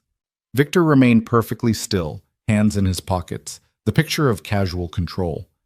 But unlike you, I don't lie to her about who I am or what I want. Our arrangement is honest. That's more than she ever got from you. Evelyn felt Elena's hand on her arm, a silent question. Should they intervene? Retreat back to the suite? She shook her head fractionally. If she was going to survive in this world, she needed to learn to handle confrontation without running, needed to prove she could stand beside Victor even when his son was falling apart in the foyer. Evelyn! Noah spotted her at the top of the stairs, his expression shifting from rage to desperate pleading. Please, tell him you're being coerced. Tell him you don't actually want this. I'm not being coerced. Evelyn's voice came out steadier than she felt, carrying down to the marble floor with clear authority. I made my choice, Noah, the same way you made yours when you decided Jessica was more interesting than our relationship. That was a mistake. I was stupid, I know that now, but this? Noah gestured wildly between Evelyn and Victor. This is revenge. This is you trying to hurt me the way I hurt you. Yes, Evelyn said simply, and the honesty of it seemed to stun Noah into momentary silence. It is revenge. It's also an opportunity, a fresh start, and a chance to be something other than the woman you cheated on. It's complicated, Noah, but it's my choice to make. He's a killer, a criminal. Noah's voice rose to a near shout. He's destroyed families, ordered people murdered. You work with trafficking victims, and you're going to marry someone who probably profits from that exact industry. The accusation hung in the air like poisoned gas. Evelyn felt Elena stiffen beside her, felt her own certainty waver for just a moment. Was it true? Did Victor's empire touch human trafficking? She'd researched his business interests but found only legitimate fronts and rumors of drug running, weapons dealing, extortion. Not once had trafficking come up. Victor's expression didn't change, but something darkened in his eyes. I've done many things I'm not proud of. Hurt people who deserved it, and some who didn't. Built an empire on violence and fear and calculated brutality, but I've never, not once in 25 years, involved myself in human trafficking. That particular evil is where I draw my line. Ask anyone in this city. Ask your friend Jessica's employers at the Costello family. They'll tell you the same thing. You're lying to protect yourself. I don't lie to protect myself. I don't need to. Victor's voice dropped to something dangerous. You want to accuse me of crimes? Be specific. Be accurate. But don't throw around allegations about trafficking when you know nothing about my actual business, when you've spent your entire life benefiting from money I earned while pretending to be too good to know where it came from. The hit landed perfectly. Noah flinched like he'd been struck because it was true. He'd lived off his father's empire while maintaining plausible deniability about its sources. He'd worn expensive clothes and driven luxury cars and charmed women in restaurants that catered to criminals, all while pretending he was somehow separate from the violence that funded his lifestyle. Get him out of here, Victor said to the guards, his tone conversational but absolute. And find out how he got past the gate. Someone's getting fired for this breach. As the guards began forcibly escorting Noah toward the door, he twisted back toward the stairs one more time. Evelyn, please, don't do this. I love you. The words that would have shattered her a week ago now barely registered. Evelyn looked at Noah, really looked at him, and saw not the charming man she'd thought she'd loved, but a spoiled child throwing a tantrum when a toy was taken away. He didn't love her. He'd probably never loved her. She'd been convenient, safe, someone who made him feel noble for slumming it with a woman who had morals and a real job. No, you don't, Evelyn called down, and her voice was steady as stone. You love the idea of me, the good girl who made you feel less guilty about your family business. But you never loved me enough to be honest with me, to protect me, to choose me when it mattered. So whatever you're feeling now, it's not love, it's just wounded pride. Noah's face crumpled with an emotion she couldn't quite read, and then the guards had him outside, the heavy front door closing with a finality that echoed through the cavernous foyer. Silence settled over the mansion like snowfall, broken only by Elena's low whistle of appreciation. Damn, the teenager murmured.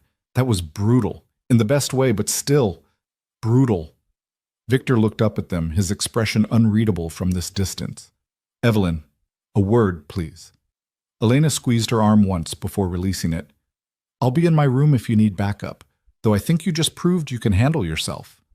Evelyn descended the stairs with the sensation of walking towards something inevitable, each step bringing her closer to the man who was simultaneously her salvation and potential destruction. Victor waited at the bottom, and when she reached him, he studied her face with an intensity that made her want to look away. She didn't. Are you okay? He asked, and the genuine concern in his voice caught her off guard. I should be asking you that.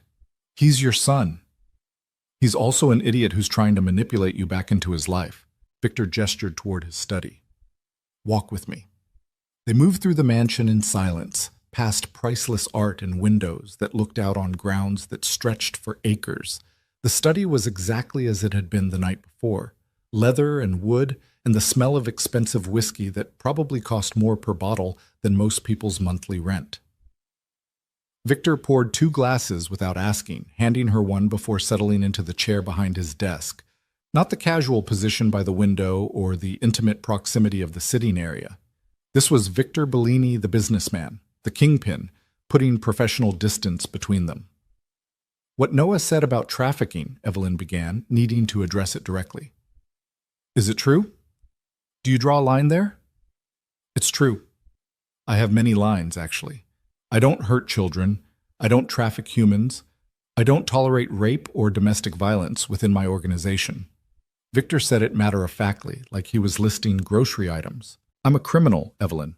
I won't pretend otherwise, but I'm not every kind of criminal. Some evils are beneath even me. Why those lines specifically?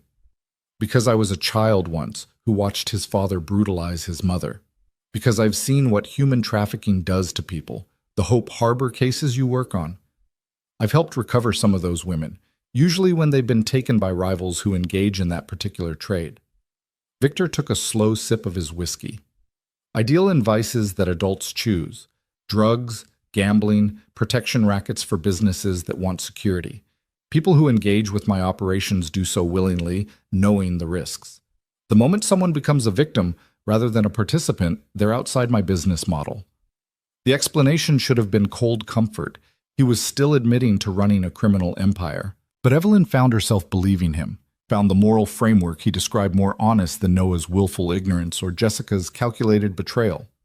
Noah will try again, Victor continued, shifting topics with the fluidity of someone used to managing multiple crises simultaneously. He'll call, show up places you frequent, possibly try to intercept you before the wedding. I can increase your security detail, but ultimately you need to decide how you want to handle him. I want him to leave me alone, to accept that what we had is over and move on with Jessica or whoever else he's using to feel better about himself. Evelyn set down her glass, the whiskey untouched. But I know that's not going to happen, not until after the wedding. Maybe not even then. No, probably not. Noah's never been good with boundaries or consequences. Something that might have been regret crossed Victor's face. That's partially my fault. His mother and I divorced when he was young, and I overcompensated with material things instead of discipline. Created a man who thinks he can charm his way out of anything. It's not too late. You could still teach him those lessons without using me as the weapon. I could, but that wouldn't give you what you need. Victor leaned forward, his eyes locking onto hers with uncomfortable precision. You need to see him suffer the way you suffered. You need him to understand viscerally what he lost. That's not noble or pretty, but it's honest. And I respect honesty more than I respect false nobility. The acknowledgement of her darker desires felt like permission to be human, flawed, hungry for retribution in ways that social workers weren't supposed to be. Evelyn had spent her entire adult life helping others, putting aside her own needs and wants in service of people who'd been victimized. For once, just this once, she wanted to be the person who acted instead of reacted, who took instead of gave. "Thank you," she said quietly, "for not trying to make me feel guilty about wanting revenge. Revenge gets a bad reputation. Sometimes it's perfectly appropriate." Victor stood, moving around the desk to lean against its front edge, closer to her now. "The key is making sure the revenge is proportional and doesn't consume you entirely. We'll hurt Noah, yes, but we won't destroy him. There's a difference." "Is there? From where I'm standing, marrying you seems pretty destructive to whatever relationship you two had left. Noah and I lost our relationship years ago, long before you entered the picture. This is just making official what's been true for a while, that he and I operate on different moral frequencies and can't exist in the same space without destruction." Victor's expression grew distant. "Better to accept that now than keep pretending we're a functional family." The sadness in his voice was subtle but real, reminding Evelyn that revenge came with costs for everyone involved, not just the target. Victor was sacrificing his relationship with his son for this. Whether that was noble or foolish remained to be seen. "Elena seems to think I could actually fall in love with you," Evelyn said, not sure why she was bringing this up now except that the whiskey and exhaustion had lowered her filters. "She asked me directly if I thought it was possible." Victor's eyebrows rose fractionally. "And what did you tell her?" "That I didn't know. That right now we barely know each other and love seems like a dangerous complication." Evelyn met his eyes, refusing to look away from the intensity she found there. "What would you have said?" "That love is a luxury people in our positions can't typically afford. That respect, trust, and mutual benefit are more reliable foundations than emotions that change with circumstances." Victor paused, something shifting in his expression. "But I would also say that I've been surprised before. That impossible things occasionally become possible when you're not looking for them." The air between them felt charged suddenly, heavy with implications neither of them was quite ready to name. Evelyn stood, needing distance, needing to break whatever spell was forming before it could solidify into something neither of them had bargained for. "I should get ready for dinner," she said, her voice not quite steady. "Evelyn," Victor's voice stopped her at the door. What you said to Noah about him never loving you enough to choose you, that was true. But for what it's worth, anyone who couldn't see your value was too blind to deserve you anyway. The compliment landed like a physical touch, warm and unexpected. Evelyn didn't trust herself to respond, so she simply nodded and left before the moment could become anything more complicated than it already was. Dinner that night was surreal in its normalcy. Victor, Elena, and Evelyn sat at one end of the massive dining table, the other end left conspicuously empty where Noah's place presumably had been, and ate food prepared by a chef who could probably charge $1,000 a plate in any restaurant in the city. They talked about Elena's school, about Evelyn's work at Hope Harbor, about mundane things that felt absurd given the circumstances that had brought them together. But beneath the surface normalcy, Evelyn felt the shift happening. She was becoming part of this family, this strange constellation of damaged people orbiting Victor's dark star. Elena watched the interaction between her father and future stepmother with sharp eyes, cataloging every glance and careful word. Victor maintained his careful distance, but Evelyn caught him looking at her when he thought she wasn't paying attention, his expression thoughtful in ways she couldn't quite interpret. After Elena excused herself to FaceTime friends in California, Evelyn and Victor sat in companionable silence over coffee that was probably worth more than she wanted to know. The mansion settled around them, staff disappearing into whatever quarters they occupied after the family retired, security systems engaging with soft beeps and clicks that marked the fortress being sealed for the night. 2.5 weeks until the wedding, Victor said finally, breaking the quiet. Are you having second thoughts? Constant second thoughts, but I'm still here. Evelyn smiled slightly. That seems to be my refrain lately. Good. Doubt keeps you sharp. It's certainty that gets people killed in my world. Victor stood, offering his hand to help her up. Get some rest. Tomorrow we start the public phase of this arrangement. News of our engagement breaks in the morning papers, and by noon, every society columnist in the city will be trying to figure out who you are and why Victor Bellini decided to marry someone so completely outside his usual circles. The reminder of the scrutiny to come made Evelyn's stomach turn, but she took his hand anyway, letting him pull her to her feet.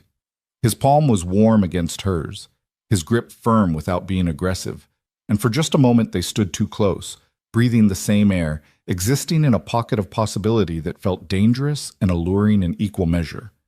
Then Victor stepped back, releasing her hand with careful deliberation. Good night, Evelyn. Good night, Victor. She climbed the stairs to her suite, feeling his eyes on her back until she turned the corner and disappeared from view. In her room, she found fresh flowers on every surface and a small box on her nightstand that hadn't been there before. Inside was a phone, newer, more expensive than the encrypted one Victor had already given her, with a note in precise handwriting. For personal use, your old number has been disconnected to prevent Noah from harassing you further. Your contacts have been transferred. The panic button is under settings. Use it if you need anything. V. The thoughtfulness of it struck her harder than it should have. Victor Bellini, criminal kingpin, had personally ensured she had a working phone with emergency protocols built in, had thought about her safety and comfort in ways Noah never had during 18 months of dating. Evelyn fell asleep that night with the ring catching moonlight on her finger, and dreams of futures she didn't dare examine too closely in daylight. Somewhere in the mansion, Victor probably sat in his study reviewing security footage and business reports. And somewhere in California, Elena was probably telling her mother about the strange woman their father was marrying for revenge. And somewhere in the city, Noah Bellini was probably drinking himself into oblivion, trying to process how completely his world had shifted in less than a week. The game was accelerating. The wedding approached with inexorable certainty. And Evelyn was discovering that the more she played her role, the less it felt like acting, and the more it felt like becoming someone new entirely. Someone dangerous. Someone powerful. Someone who wore Victor Bellini's ring and slept in his house, and was learning, hour by hour, how to survive in a world that devoured the weak and elevated those strong enough to take what they wanted. She was becoming Mrs. Bellini. And that transformation was just beginning. The news broke at 6:30 the following morning, precisely when Victor's publicist had scheduled it. Evelyn woke to her new phone buzzing with alerts from news apps she didn't remember downloading. Victor's team had clearly been thorough in their setup. The headlines scrolled past with variations on the same shocked theme. Victor Bellini to wed social worker half his age. Mafia kingpin surprise engagement. Bellini Empire welcomes unlikely new member. Her photo accompanied each article, pulled from Hope Harbor's website, where she smiled in professional attire that now seemed to belong to a different person entirely. The contrast between that wholesome image and the world she'd entered couldn't have been starker if Victor had planned it, which she realized he probably had. The optics were perfect. Dangerous criminal reformed by love of a good woman, or good woman corrupted by proximity to power, depending on which narrative sold more papers. Evelyn was still reading when her door opened without warning. Elena stood in the threshold wearing silk pajamas that probably cost more than Evelyn's entire sleepwear collection, holding a tablet that displayed a particularly salacious gossip site. "Have you seen what they're saying about you online? It's absolutely insane." "I'm getting the general idea." Evelyn set down her phone, bracing herself. "How bad is it?" "Depends on your tolerance for strangers speculating about your sex life, your motivations, and whether you're a gold digger or a mastermind."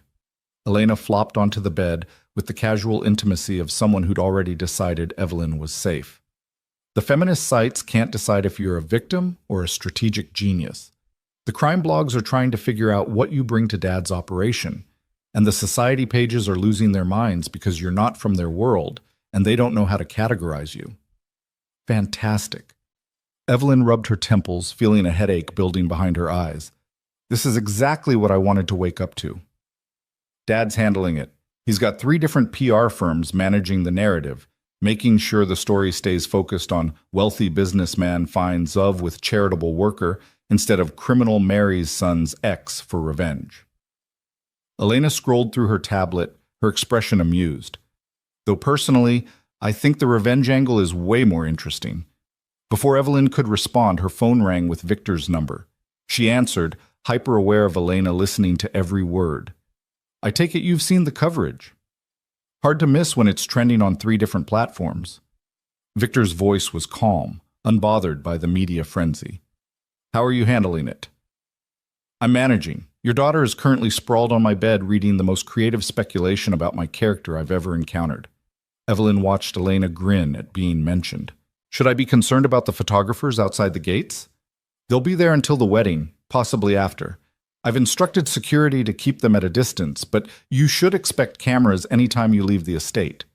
Victor paused, and Evelyn heard papers shuffling in the background. "We have an appointment at 11 with the wedding planner, purely for appearances. The ceremony itself will be simple, but we need to be seen making traditional preparations." "You've really thought of everything." "I've been planning strategic operations since before you were born, Evelyn. A wedding is just another form of tactical deployment." The dry humor in his tone made her smile despite the circumstances. "Wear something appropriate for photographs. They'll definitely catch us leaving." After he hung up, Evelyn turned to find Elena watching her with that too perceptive gaze that seemed to run in the Bellini family. "You're smiling. That's new. I wasn't aware I'd been walking around frowning." "Not frowning, just serious. Guarded." Elena sat up, tucking her legs beneath her. "But just now, talking to Dad, you smiled like an actual person having an actual conversation, not someone playing a role." The observation was uncomfortably accurate. Evelyn had been so focused on maintaining her composure, on treating this arrangement as purely transactional, that she hadn't noticed the small moments of genuine connection slipping through. "Your father has unexpected moments of humor." "He used to laugh more. Before Mom left, before the business got so complicated, before Noah turned into such a disappointment." Elena's expression grew wistful. "I remember being little and Dad would do these ridiculous voices when reading bedtime stories. Made me laugh so hard I couldn't breathe. Then something shifted and he became this serious version of himself. I miss the other guy sometimes." The glimpse of Victor as a father reading bedtime stories painted a picture so different from the man Evelyn knew that she struggled to reconcile the 2 images. Maybe he just needed a reason to stop being so serious all the time. "Maybe you'll be that reason." Elena hopped off the bed, heading for the door. "I'm going to get breakfast. Want me to have them send something up? Or are you going to brave the dining room where Dad's probably reading every article written about you while drinking espresso like it's a competitive sport? I'll brave the dining room. Hiding feels like admitting I'm ashamed of this choice. Good answer. Elena's approval was clear. Wear the blue dress. The one in your closet that still has tags on it. It photographs well and makes you look powerful instead of sweet. You're going to need powerful today. The dress was indeed blue, a shade somewhere between navy and midnight that hugged her figure before falling in elegant lines to just below her knees. Designer label, impeccable tailoring, the kind of dress that cost more than she used to make in a month. Evelyn paired it with heels that made her ankles wobble until she practiced walking in them, then studied herself in the mirror. Elena was right. The dress transformed her from social worker to someone who could stand beside Victor Bellini and look like she belonged there. The dining room hummed with quiet energy when she entered. Victor sat at the head of the table exactly as Elena had predicted, a tablet propped beside his coffee cup, his attention focused on whatever article he was reading with the intensity of a general reviewing battlefield reports. He looked up when Evelyn entered, and something flickered across his face. Approval. Appreciation. Something else she couldn't quite name. The blue dress. Good choice. He stood, pulling out the chair to his right with old-fashioned courtesy that seemed at odds with his reputation. Elena texted me that you'd chosen it.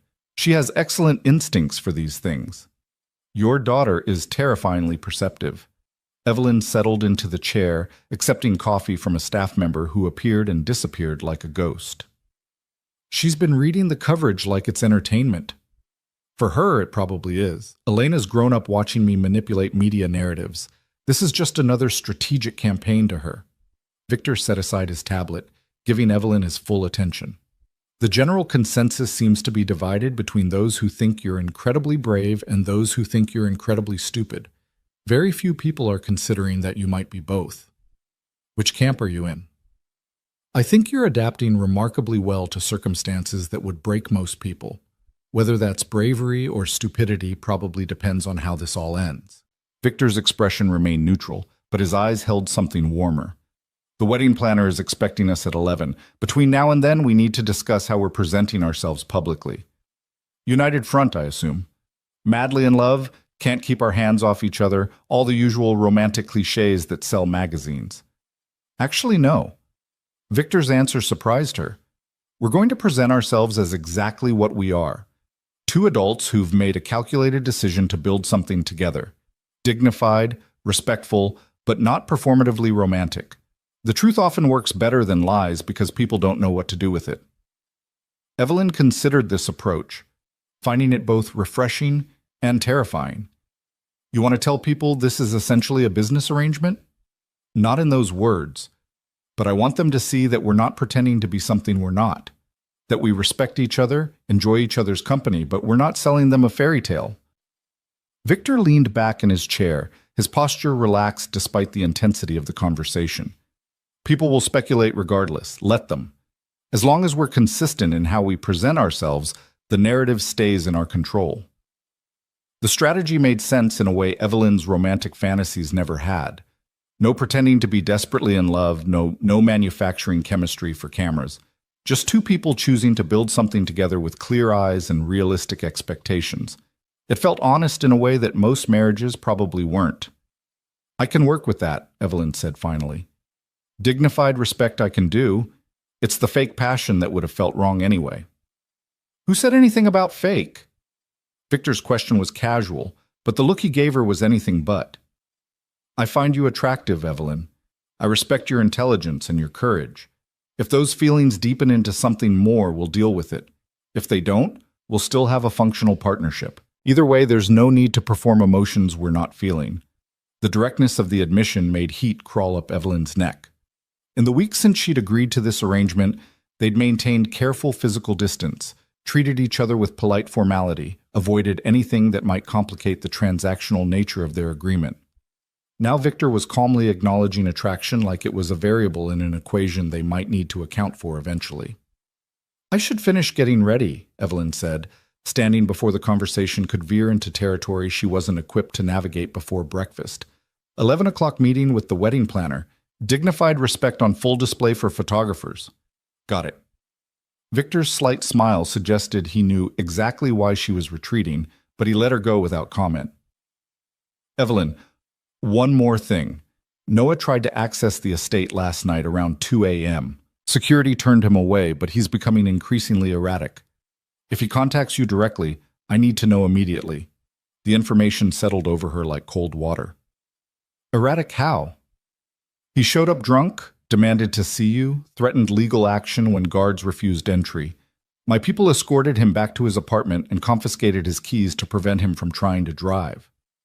Victor's expression hardened. He's spiraling. That makes him unpredictable, and unpredictable people do stupid things. You think he'd try to hurt me? I think he'd try to convince you to leave with him, probably through some grand romantic gesture that would embarrass everyone involved. But I also think he's in enough pain that he might do something genuinely reckless. Victor stood, closing the distance between them with measured steps. I'm assigning you a dedicated security detail starting today. 2 guards, rotating shifts with you anytime you're outside the estate. Oh, that seems excessive for an ex-boyfriend having a meltdown. Noah's my son, but he's also been raised in this world. He knows how to bypass security, how to access weapons, how to make things happen when he wants them badly enough. Victor's hand came up, hovering near her shoulder before dropping back to his side. A gesture of comfort aborted before it could complicate things. I won't risk your safety because I underestimated his capacity for poor judgment. The concern in his voice was real, not performative. Victor Bellini, who ordered people's deaths with the same tone he used to order dinner, was genuinely worried about her safety from his own son. The complexity of that reality made Evelyn's head spin. Okay, security detail. I'll adjust. She managed a smile that felt more confident than she felt. See you at 11. The morning passed in a blur of preparation that felt surreal in its mundanity. Staff helped her with makeup, professional but not overdone, elegant but not trying too hard. Her hair was styled in soft waves that looked effortless, but probably required significant expertise. When she finally looked in the mirror, she barely recognized herself. The woman staring back looked poised, sophisticated, like someone who belonged on Victor Bellini's arm. The photographers were waiting when their car pulled through the estate gates at precisely 10:45. Cameras flashed like strobes, questions shouted over each other in an incomprehensible wall of noise. Victor's hand settled on the small of her back, warm through the fabric of her dress, proprietary but not possessive, as they walked to the car. The touch looked natural, practiced, like they'd been together for years instead of days. Don't look at them, Victor murmured, his mouth close to her ear so the cameras couldn't read his lips. Look at me like I'm saying something mildly amusing. Evelyn obeyed, tilting her face toward him with a small smile. This close, she could see silver threading through his dark hair at his temples, could smell his cologne, something expensive and subtle that probably had a name in Italian. His eyes met hers with an intensity that made the smile on her face shift from performed to genuine. Better, he said softly. Now get in the car like you do this every day.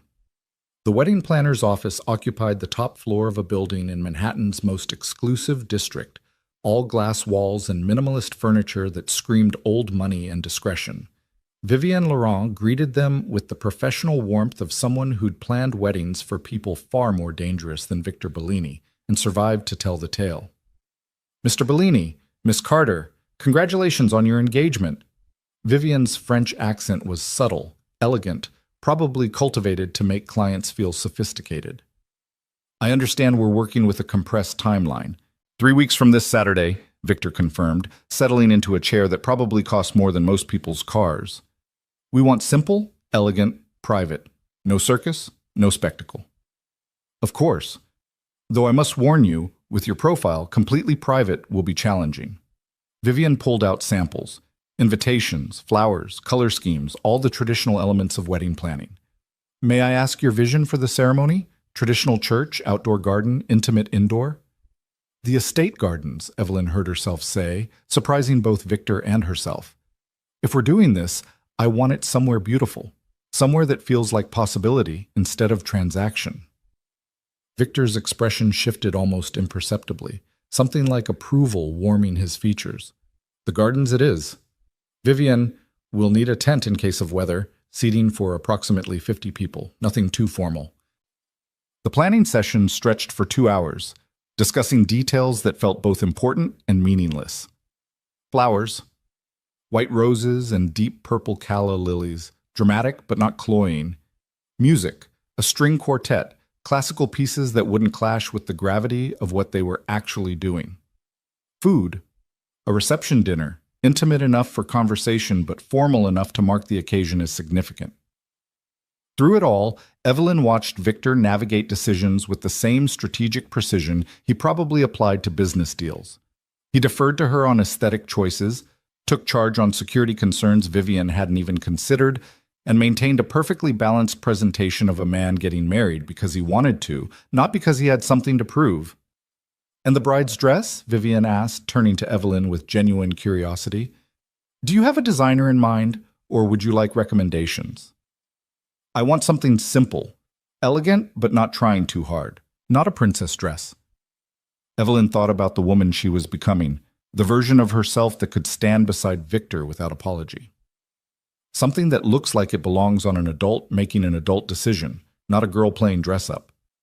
"I know exactly what you need." Vivian made notes with the efficiency of someone who'd heard similar requests 100 times. "I'll send you options by tomorrow. We're cutting it close for alterations, but I have resources that can make magic happen on impossible timelines." As they wrapped up, Vivian's phone buzzed with an urgency that made her frown. She glanced at the screen, her professional composure slipping for just a moment. "I apologize, but there's a situation developing that you should be aware of. It seems someone has leaked your wedding date and location to the press. I'm getting calls from photographers requesting access to the estate." Victor's expression didn't change, but Evelyn felt the air around him cool by several degrees. How many people knew the specific details? "Only my core team, and they've all signed NDAs with substantial penalties for breach." Vivian's distress was genuine.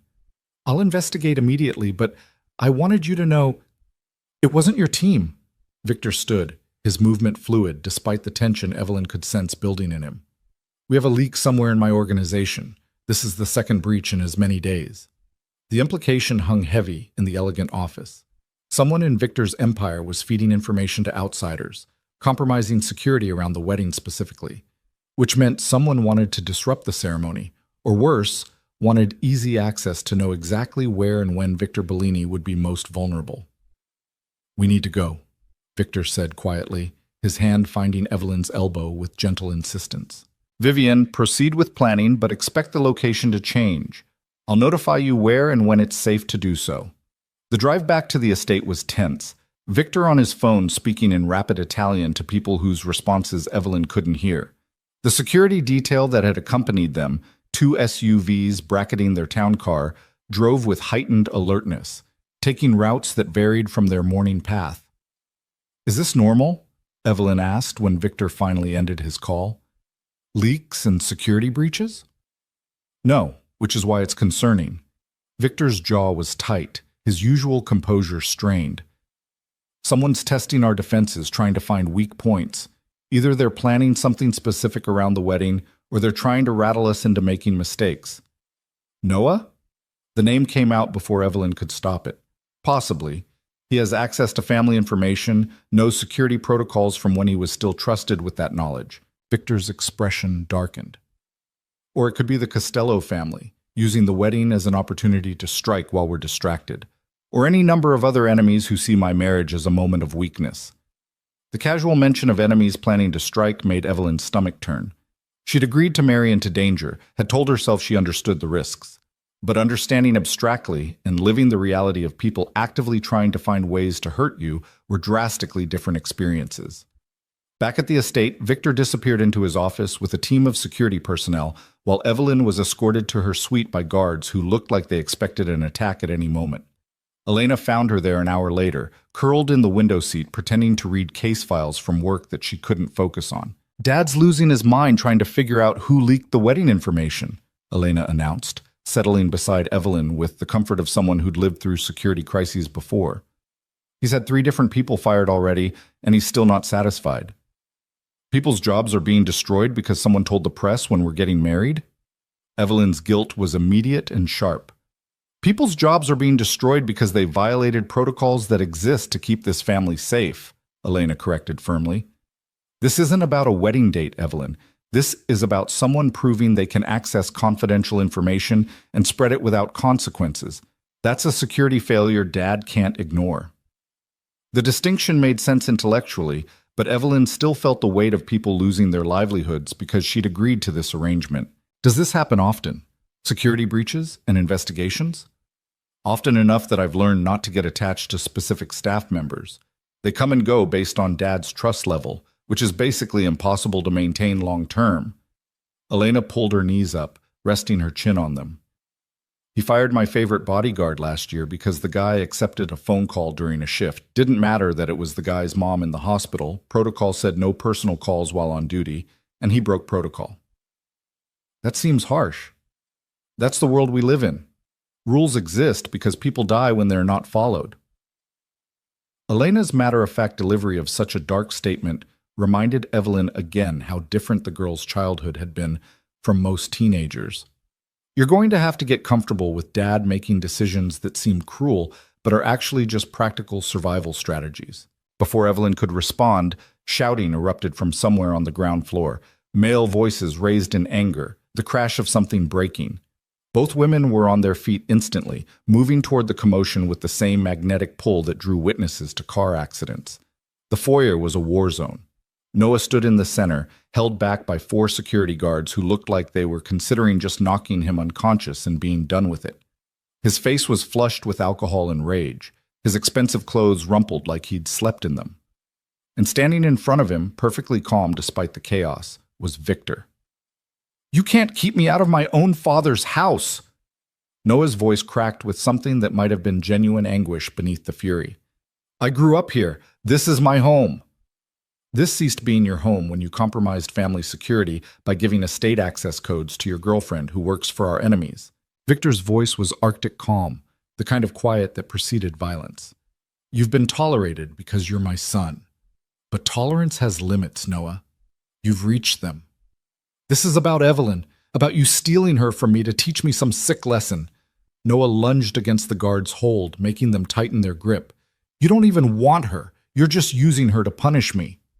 "I want her more than you ever did." Victor's statement was simple, devastating in its directness. "I want her safe, respected, treated like she matters. You wanted her convenient and quiet and willing to ignore your flaws. There's a difference." The words hit Noah like physical blows. His expression crumpled, rage giving way to something rawer, more desperate. His eyes found Evelyn on the stairs, and the naked pain in them made her chest constrict despite everything. "Evie, please, tell him you don't want this. Tell him you're being coerced." Noah's voice dropped to something close to begging. "I know I hurt you. I know I was an idiot. But this? Marrying my father? This is insane." Evelyn descended the stairs slowly, aware of Elena beside her, of Victor's security team poised for violence, of the moment balanced on a knife's edge between tragedy and farce. She stopped a safe distance from Noah, close enough to see the broken blood vessels in his eyes from too much drinking, the tremor in his hands that suggested he was barely holding himself together. "I'm not being coerced, Noah. I'm making a choice. Maybe not the choice you'd prefer, but it's mine to make." Evelyn kept her voice level, compassionate but firm. "What you did hurt me. What you did with Jessica while I was working late trying to help people who'd been trafficked, raped, destroyed by men who saw them as objects to be used, that hurt me in ways I'm still processing. But this isn't about hurting you back. This is about choosing something different for my life." "By marrying a killer? A criminal?" Noah's laugh was broken glass. "You work with victims, and you're going to share a bed with someone who creates them?" "I work with victims created by people like Jessica's employers, people who traffic in human misery for profit. Your father has never touched that particular evil." Evelyn felt Victor's eyes on her but didn't look away from Noah. "Is he perfect?" "No. Is he honest about what he is?" "Yes. That's more than I can say for you." The truth of it seemed to deflate Noah completely. His shoulders sagged, the fight draining out of him like water from a broken container. "I loved you," he whispered. I really did love you. Maybe you did, in your way, but it wasn't enough. And now it's too late. Evelyn stepped back, creating final distance. You need to let me go, Noah, for both our sakes. Victor moved then, positioning himself subtly between Evelyn and his son. Not aggressive, just definitively protective. You've said your piece. Now you need to leave. Security will escort you home. If you return to this estate again without explicit invitation, you'll be treated as a hostile intruder. Those are consequences you don't want to face. Noah looked between them, his father's implacable calm, Evelyn's sad certainty, and seemed to finally understand that nothing he said or did would change the trajectory of what was happening. The guards began moving him toward the door, and this time he didn't fight them. At the threshold, he turned back one last time. When this all falls apart, when you realize what he really is and what you've become by being with him, don't expect me to pick up the pieces. Then he was gone, removed from the estate with the efficiency of well-trained security removing any other threat. Silence settled over the foyer like ash after an explosion. Evelyn realized she was shaking, adrenaline flooding her system now that the confrontation was over. That was intense, Elena said quietly. But you handled it perfectly. Firm without being cruel, honest without being brutal. Dad, you raised your son to be an idiot, but you're marrying someone with actual emotional intelligence. Victor shot his daughter a look that suggested she should probably stop talking, but Elena just grinned and disappeared back upstairs, leaving Evelyn and Victor standing in the foyer, surrounded by guards who were trying very hard to pretend they hadn't just witnessed the family's dirty laundry on full display. Are you okay? Victor asked, and the genuine concern in his voice almost undid Evelyn's composure completely. I don't know. Ask me tomorrow when I'm not riding an adrenaline high from confronting my ex-boyfriend in my future husband's mansion while armed guards kept him from possibly attacking me. Evelyn's laugh was slightly hysterical. This is my life now. This is actually my life. It doesn't have to be. Victor moved closer, his voice dropping to something meant only for her. You can still walk away. This confrontation, the media circus, the security breaches, they'll only get worse. If you want out, now is the time. Evelyn looked up at him, this man who'd offered her revenge and protection and a life so different from what she'd known that it might as well be on another planet. She thought about Noah's broken expression, about Jessica's calculated betrayal, about a lifetime of being good and careful and still ending up hurt. I'm not walking away, she said firmly. I'm seeing this through. Even though it's dangerous, even though my son just made it clear he thinks you're making a terrible mistake, especially because of that. Evelyn felt certainty settling into her bones, solid and unshakable. Noah's right about one thing. I am changing. I'm becoming someone I don't fully recognize yet, but I'd rather become this version of myself with my eyes open than go back to being the person who got hurt and pretended it didn't matter. Victor studied her face for a long moment, and something in his expression shifted, respect warming into something deeper, something neither of them was quite ready to name. Then we move forward. Security will be tighter, the wedding location will change, and Noah will be kept away by any means necessary. But we move forward. Together, Evelyn said, and it felt like a promise that went beyond their business arrangement. Together, Victor agreed. 2 weeks. 14 days until Evelyn Carter became Mrs. Victor Bellini in a ceremony that would finalize the most elaborate revenge plot she'd ever been part of. 14 days until the point of no return, until her old life was officially buried and her new one began in earnest. She should have been terrified. Part of her was. But another part, the part that was learning to navigate danger with grace, that was discovering she had a talent for this world's particular chess game, felt something close to excitement thrumming through her veins. The transformation was accelerating, and Evelyn was discovering that she had no desire to slow it down. The final 2 weeks passed in a blur of controlled chaos that Evelyn navigated with increasing confidence. The wedding location changed 3 times as Victor's security team tracked down the source of the leak, eventually discovering it was a low-level accountant with gambling debts who'd sold information to a tabloid for $20,000. The man disappeared from the city so quickly that Evelyn didn't ask questions, just accepted that some problems in Victor's world were solved with efficiency that didn't bear close examination. Her dress arrived on a Tuesday afternoon, delivered by Vivian personally, with an entourage of seamstresses who descended on Evelyn's suite like elegant vultures. The gown was everything she'd asked for: simple ivory silk that draped like water, elegant without trying too hard, sophisticated enough to match the gravity of what she was actually doing. When she tried it on, even Elena stopped scrolling through her phone to stare. "You look like someone who could actually be Mrs. Bellini," the teenager said, and it was possibly the highest compliment she'd given yet. The nights were the hardest. Evelyn would lie in her enormous bed in the East Wing, listening to the house settle around her, knowing Victor was somewhere on the other side of the mansion, probably not sleeping either. Twice she'd wandered downstairs at 3 in the morning and found him in his study, surrounded by security reports and business documents, a glass of whiskey keeping him company. They'd talk. About nothing important, about everything important, until exhaustion finally claimed them both. Those conversations felt more intimate than anything physical could have been.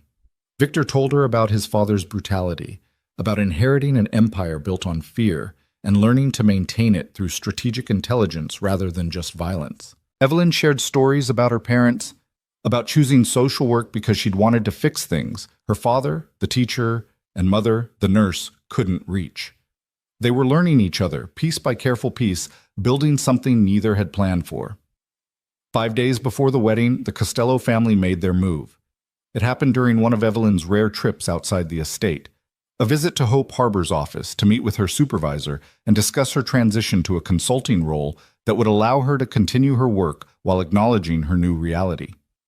Her security detail was with her, 2 former Special Forces soldiers who moved like shadows, but they couldn't prevent the car that ran the red light and T-boned their SUV at an intersection 3 blocks from the nonprofit's building. The impact was catastrophic. Evelyn's world became spinning metal and shattering glass, her body held in place by a seatbelt that felt like it was cutting her in half, screams that might have been hers or might have been the guards. Then silence, broken only by the hiss of a damaged radiator and distant sirens approaching. "Miss Carter." One of the guards, Marcus, the one who told her about his daughter's soccer games, appeared at her window, his face bloody but focused. "We need to move. Now. That wasn't an accident." Evelyn's training from weeks of security briefings kicked in despite her disorientation. She unbuckled with shaking hands, let Marcus pull her from the wreckage, while his partner provided cover with a weapon she hadn't known he was carrying. A second SUV pulled up, backup that had been following at a distance, and she was being pushed inside while Marcus barked orders into his phone. "Base, we have a hostile intercept at Madison and 5th. Package is secure, but we need immediate extraction and medical. I'm calling Priority Alpha." Priority Alpha. Evelyn remembered that code from the briefings. It meant direct threat to a principal family member, all resources deployed, Victor personally notified within 60 seconds. The backup vehicle drove with controlled urgency through streets that seemed suddenly full of potential threats. Evelyn's hands wouldn't stop shaking, adrenaline making her entire body feel electric and numb simultaneously. Marcus kept pressure on a cut above his eyebrow while simultaneously coordinating their route with dispatch, professional even with blood running down his face. They were 15 minutes from the estate when her encrypted phone rang. Victor's number. "Are you hurt?" No greeting, no preamble, just the essential question delivered with barely controlled intensity. "I don't think so. Bruised from the seatbelt, possibly whiplash, but nothing broken." Evelyn's voice sounded remarkably steady, given that she'd just survived what was apparently an assassination attempt. "Marcus is bleeding and the other guard, I don't know his name, Rodriguez, he's being taken to our medical facility. Marcus stays with you until you're inside the estate walls." Victor's breathing was audible, like he was moving quickly while talking. "I'm en route to you now. Stay on the line." "Victor, I'm okay. The guards did their job perfectly. You were hit by a car driven by someone on the Costello payroll. They tried to kill you, Evelyn. To get to me through you." The raw fury in his voice was controlled but absolute. "So no, you're not okay. You're targeted, and that means everything changes." The rest of the drive passed with Victor's voice in her ear, not saying much, just maintaining connection like a lifeline. When they finally pulled through the estate gates, he was waiting on the steps with a medical team, his expression locked down tight, but his eyes burning with something that looked like fear masked as rage. He pulled Evelyn from the car himself, hands running over her arms and shoulders, checking for injuries with surprising gentleness. "You're sure you're not hurt?" "I'm sure. Victor, I'm fine." "You were almost killed." He said it quietly, his hands still on her shoulders like he needed the physical confirmation she was real. "They tried to take you from me before I even got to marry you." The possessiveness in his voice should have alarmed her. Instead, it settled something in Evelyn's chest, a certainty that this man who made people disappear for crossing him would burn down the entire city to keep her safe. "But they didn't. Your people protected me. The system worked." The system almost failed. Victor finally released her, stepping back to let the medical team examine her properly. "Marcus, report." The guard gave a concise accounting of the attack. The timing too precise to be coincidence. The driver's identification as a known Costello associate. The backup vehicle that had shadowed them, suggesting coordination. As he spoke, Victor's expression grew progressively darker, and Evelyn recognized the look from her research into his reputation. This was Victor Bellini calculating retribution, planning response with the same strategic precision he applied to everything. "Dad?" Elena appeared from somewhere inside, her face pale but composed. "Is she okay?" "She's okay." Victor's voice softened marginally when addressing his daughter. "Take her inside. Stay with her until I get back." "Where are you going?" Evelyn asked, though she already knew the answer. "To have a conversation with the Costello family about appropriate boundaries and the consequences for crossing them." Victor was already moving toward one of the waiting vehicles, his security team falling into formation around him. "Elena, you're in charge of the household until I return. Standard lockdown protocols." "Victor, wait!" Evelyn caught his arm, stopping him mid-stride. "Don't do anything that can't be undone. Please." He looked down at where her hand gripped his sleeve, then up at her face with an expression she couldn't quite read. "You're asking me to show restraint to people who just tried to kill you." "I'm asking you not to start a war 5 days before our wedding." Evelyn held his gaze, refusing to look away from the darkness she saw there. "I'm asking you to be smart, instead of just being brutal." Something shifted in Victor's expression. Surprise, maybe respect, maybe something else entirely. "I'll be smart, but I won't be merciful. There's a difference." He covered her hand with his briefly, the touch warm and grounding. "Go inside. Lock yourself in your rooms until I come back. That's not a request." Then he was gone. 3 vehicles peeling out of the estate with the kind of speed that suggested violence was imminent. Elena guided Evelyn inside with gentle insistence, past staff who'd activated protocols that transformed the mansion into something resembling a military installation. Windows shuttered with steel reinforcements, doors locked with systems that probably cost more than most people's houses, security teams patrolling with weapons no longer bothered to conceal. "This is what Code Alpha looks like," Elena explained as they climbed the stairs. "Full defensive posture until Dad declares the threat neutralized. Usually lasts a few hours, sometimes a few days. We have everything we need inside: food, water, medical supplies, enough ammunition to hold off a small army." The casual mention of ammunition made Evelyn's head spin. "How many times have you lived through this?" "Code Alpha specifically?" "This is the 4th time. 3 times when I was younger, once when a rival tried to kidnap me from school, twice when threats were made against the family." Elena's matter-of-fact delivery of such horrifying information reinforced how different her childhood had been. Usually Dad resolves things quickly. He's very efficient when people make it personal. In Evelyn's suite, Elena raided the mini-fridge that had been stocked with expensive water and snacks, settling into the window seat like they were having a normal afternoon chat instead of locked in during a security crisis. "You told Dad not to start a war. That was brave and probably stupid." "I don't want people dying because someone tried to hurt me." Evelyn accepted the water Elena offered, her hand still trembling slightly. "Isn't there a way to resolve this without more violence?" "In Dad's world? Not really. Someone made a play against him through you. If he doesn't respond decisively, he looks weak, and weakness gets you killed in this business." Elena studied her future stepmother with those 2 knowing eyes. "But you asking him to be smart instead of just brutal? That might actually work. Dad respects intelligence and he respects you. He might actually listen. Or he might ignore me completely, and do whatever he was planning anyway. Maybe. Probably. Elena's slight smile was sad. But you tried. That's more than most people do. Most people around Dad just let him be the monster because it's easier than asking him to be something else. The hours crawled by with agonizing slowness. Evelyn tried to work, to read, to do anything that would occupy her mind beyond imagining what Victor was doing to the people who'd tried to kill her. Elena dozed on the couch, teenage resilience allowing her to sleep through stress that had Evelyn's nerves stretched to breaking. Outside, the sun set in colors that looked too beautiful for a day that had included attempted murder. It was nearly midnight when Evelyn heard vehicles returning, the sound of garage doors opening and security teams standing down from high alert. She was at her door before thinking better of it, pulling it open to find Victor standing in the hallway like he'd been about to knock. He looked tired, his suit jacket gone and sleeves rolled up, a smudge of something dark on his collar that might have been blood. "Are you hurt?" Evelyn asked, the question immediate. "No, not my blood." Victor glanced past her to where Elena was sitting up on the couch, rubbing sleep from her eyes. "The Costello family and I have reached an understanding. They've agreed to leave you alone, to respect that you're under my protection.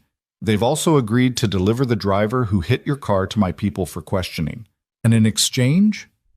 Evelyn knew there had to be a trade, some negotiation that had prevented all-out war. "In exchange, I don't reduce their operations to rubble, and I consider their message about Noah being a liability received and acknowledged." Victor's expression was carefully neutral. "Apparently, my son's girlfriend has been feeding them information that's cost them money. They wanted me to know so I deal with the problem internally rather than them having to make a more permanent statement." The implications settled over Evelyn like ice water. Jessica had been compromised not just by the Costellos, but actively working against them, putting both families in jeopardy through her duplicity. And the Costellos' attempted hit on Evelyn had been a warning shot, a brutal way of saying, control your family or we'll control them for you. "So Jessica's the real target," Evelyn said slowly. "I was just collateral damage in their message to you about Noah. You were leverage they thought they could use to force my hand. They were wrong." Victor's voice hardened. "But yes, Jessica's compromised position with both families has made her a liability no one can afford. Noah's been warned to end their relationship immediately or face consequences from multiple directions. Will he listen? Doubtful. He thinks love conquers all." Victor's sardonic tone made clear what he thought of that philosophy. "But that's his problem to solve now. Mine is making sure you survive to actually become my wife in 5 days." Elena had appeared at Evelyn's shoulder, listening with the focused attention of someone cataloging information for future use. "So we're still having the wedding, even after someone tried to kill Evelyn today?" "Especially after that." Victor's expression was granite. "Canceling would signal weakness, would suggest the Costellos succeeded in disrupting our plans. The wedding happens as scheduled, with security so tight that not even air gets through without clearance." "Where?" Evelyn asked, realizing she had no idea where the ceremony was even supposed to take place anymore after all the location changes. "Here. The gardens, as you originally wanted. We've swept the entire estate, upgraded every security system, and I'll have a small army positioned as guests and staff." Victor's slight smile held no humor. "It won't be the intimate ceremony Vivian planned, but it'll be secure." The conversation felt surreal, discussing wedding plans hours after surviving an assassination attempt, talking about security forces disguised as guests like this was normal preparation for matrimony. But this was Evelyn's life now, the world she'd chosen when she'd agreed to marry Victor Bellini for revenge that had somehow evolved into something far more complicated. "I should let you rest," Victor said, though he made no move to leave. "Tomorrow we'll need to finalize everything. The ceremony itself, the vows, the practical details that got lost in today's chaos." "Victor." Evelyn caught his hand before he could retreat, the touch impulsive but necessary. "Thank you for protecting me, for not starting a war when you had every reason to." "I came very close to starting a war." His admission was quiet, honest. "The only thing that stopped me was remembering you asking me to be smart instead of brutal. So I was both. Smart enough to negotiate, brutal enough that they'll never try this again." What did you do to make that guarantee? Things I won't tell you about because you don't need that weight on your conscience. Victor turned his hand under hers, their fingers interlacing briefly. Sleep, Evelyn. In 5 days, you'll be my wife and under my protection permanently. Until then, you don't leave this estate for any reason. He left before she could argue, Elena following him after a quick hug that surprised Evelyn with its fierceness. I'm glad you're okay. It would have been really annoying to lose a stepmother before even officially getting one. Alone in her suite, Evelyn stood at the window looking out over gardens that would soon host her wedding. The grounds were dotted with security teams now, discreet but visible if you knew what to look for. This was her future. Beauty surrounded by vigilance, luxury protected by violence, a life that required constant awareness of threats most people never even considered. She should have been terrified. 5 days ago, someone had tried to kill her. 5 days from now, she'd be legally bound to a man whose enemies would see her as a permanent target. But standing there with Victor's grandmother's ring on her finger and the memory of his concern warming her chest, Evelyn felt something closer to determination than fear. The wedding preparations consumed the next 4 days with intensity that left no time for doubt or second-guessing. Vivienne arrived with her team, transforming the gardens into something that looked effortless but probably required logistical planning on par with military operations. White roses and purple calla lilies everywhere, a tent of billowing silk in case of weather, chairs arranged in intimate rows that could seat the 50 guests who'd been carefully vetted by Victor's security. The guest list itself was a study in strategic invitation, family allies who needed to witness the union, business associates whose presence reinforced the Bellini Empire's stability, and a handful of people from Evelyn's world, including her supervisor from Hope Harbor, who looked absolutely terrified throughout the entire rehearsal dinner. That dinner, held 2 nights before the wedding, was Evelyn's first real glimpse of Victor's world on full display. Men who looked like they'd stepped out of classic gangster films, women draped in jewels that could fund small nations, conversations conducted in coded language about business opportunities and territories that meant nothing and everything simultaneously. Elena navigated it with practiced ease, charm deployed like a weapon she'd learned to wield from infancy. And Victor presided over it all like the king he essentially was, managing relationships and displaying Evelyn at his side like she'd been there for years instead of weeks. His hand stayed at the small of her back throughout the evening, a possessive touch that announced ownership while somehow also feeling protective. People watched them with calculation, trying to assess whether this marriage was strength or weakness for the Bellini Empire. They're trying to figure out if you're my vulnerability or my advantage, Victor murmured during a brief moment of privacy. Let them wonder. Uncertainty is useful. The night before the wedding, Evelyn couldn't sleep. She wandered the mansion at 3 a.m. and found Victor in his study exactly where she'd expected, surrounded by papers and the ever-present glass of whiskey. He looked up when she entered, unsurprised by her appearance. "Cold feet?" he asked, gesturing for her to sit. "More like racing thoughts." Evelyn settled into the chair across from his desk, accepting the whiskey he poured without being asked. "Tomorrow I become Mrs. Victor Bellini. Tomorrow, everything changes permanently. You can still walk away. Even now, even this late, if you want out." "I don't want out," Evelyn cut him off firmly. "I'm not here because I have cold feet. I'm here because I wanted to see you before tomorrow becomes official, before we perform for 50 people and cameras and all the weight of what this marriage represents." Victor studied her for a long moment, something unreadable in his expression. "What do you need, Evelyn?" "Honesty, just for tonight, just between us." She leaned forward, holding his gaze. "Do you regret this? Proposing to me, bringing me into your world, changing your relationship with your son forever?" "No?" The answer came without hesitation. "I regret that Noah forced my hand. I regret that violence touched you because of decisions I made. But I don't regret meeting you, and I won't regret marrying you. Even though this started as revenge? Especially because it started as revenge. That gave us both permission to be honest about what we wanted without pretending to emotions we weren't feeling." Victor set down his glass, his full attention on her. "But I'll tell you something I haven't said before. What started as revenge has become something else for me. I respect you. I'm attracted to you. I find myself wanting to protect you, not because you're a strategic asset, but because the thought of you being hurt makes me capable of starting wars I'd normally avoid. The confession hung in the air between them, raw and honest in a way their carefully managed public relationship never was. Evelyn felt her heart hammering, the whiskey and late hour and proximity to this man who'd become so central to her life, all combining into something that felt dangerous and necessary. I'm afraid, she admitted. Not of you, not anymore, but of how much this has all changed me, how easily I've adapted to your world. A month ago, I was someone who believed in simple goodness and straightforward morality.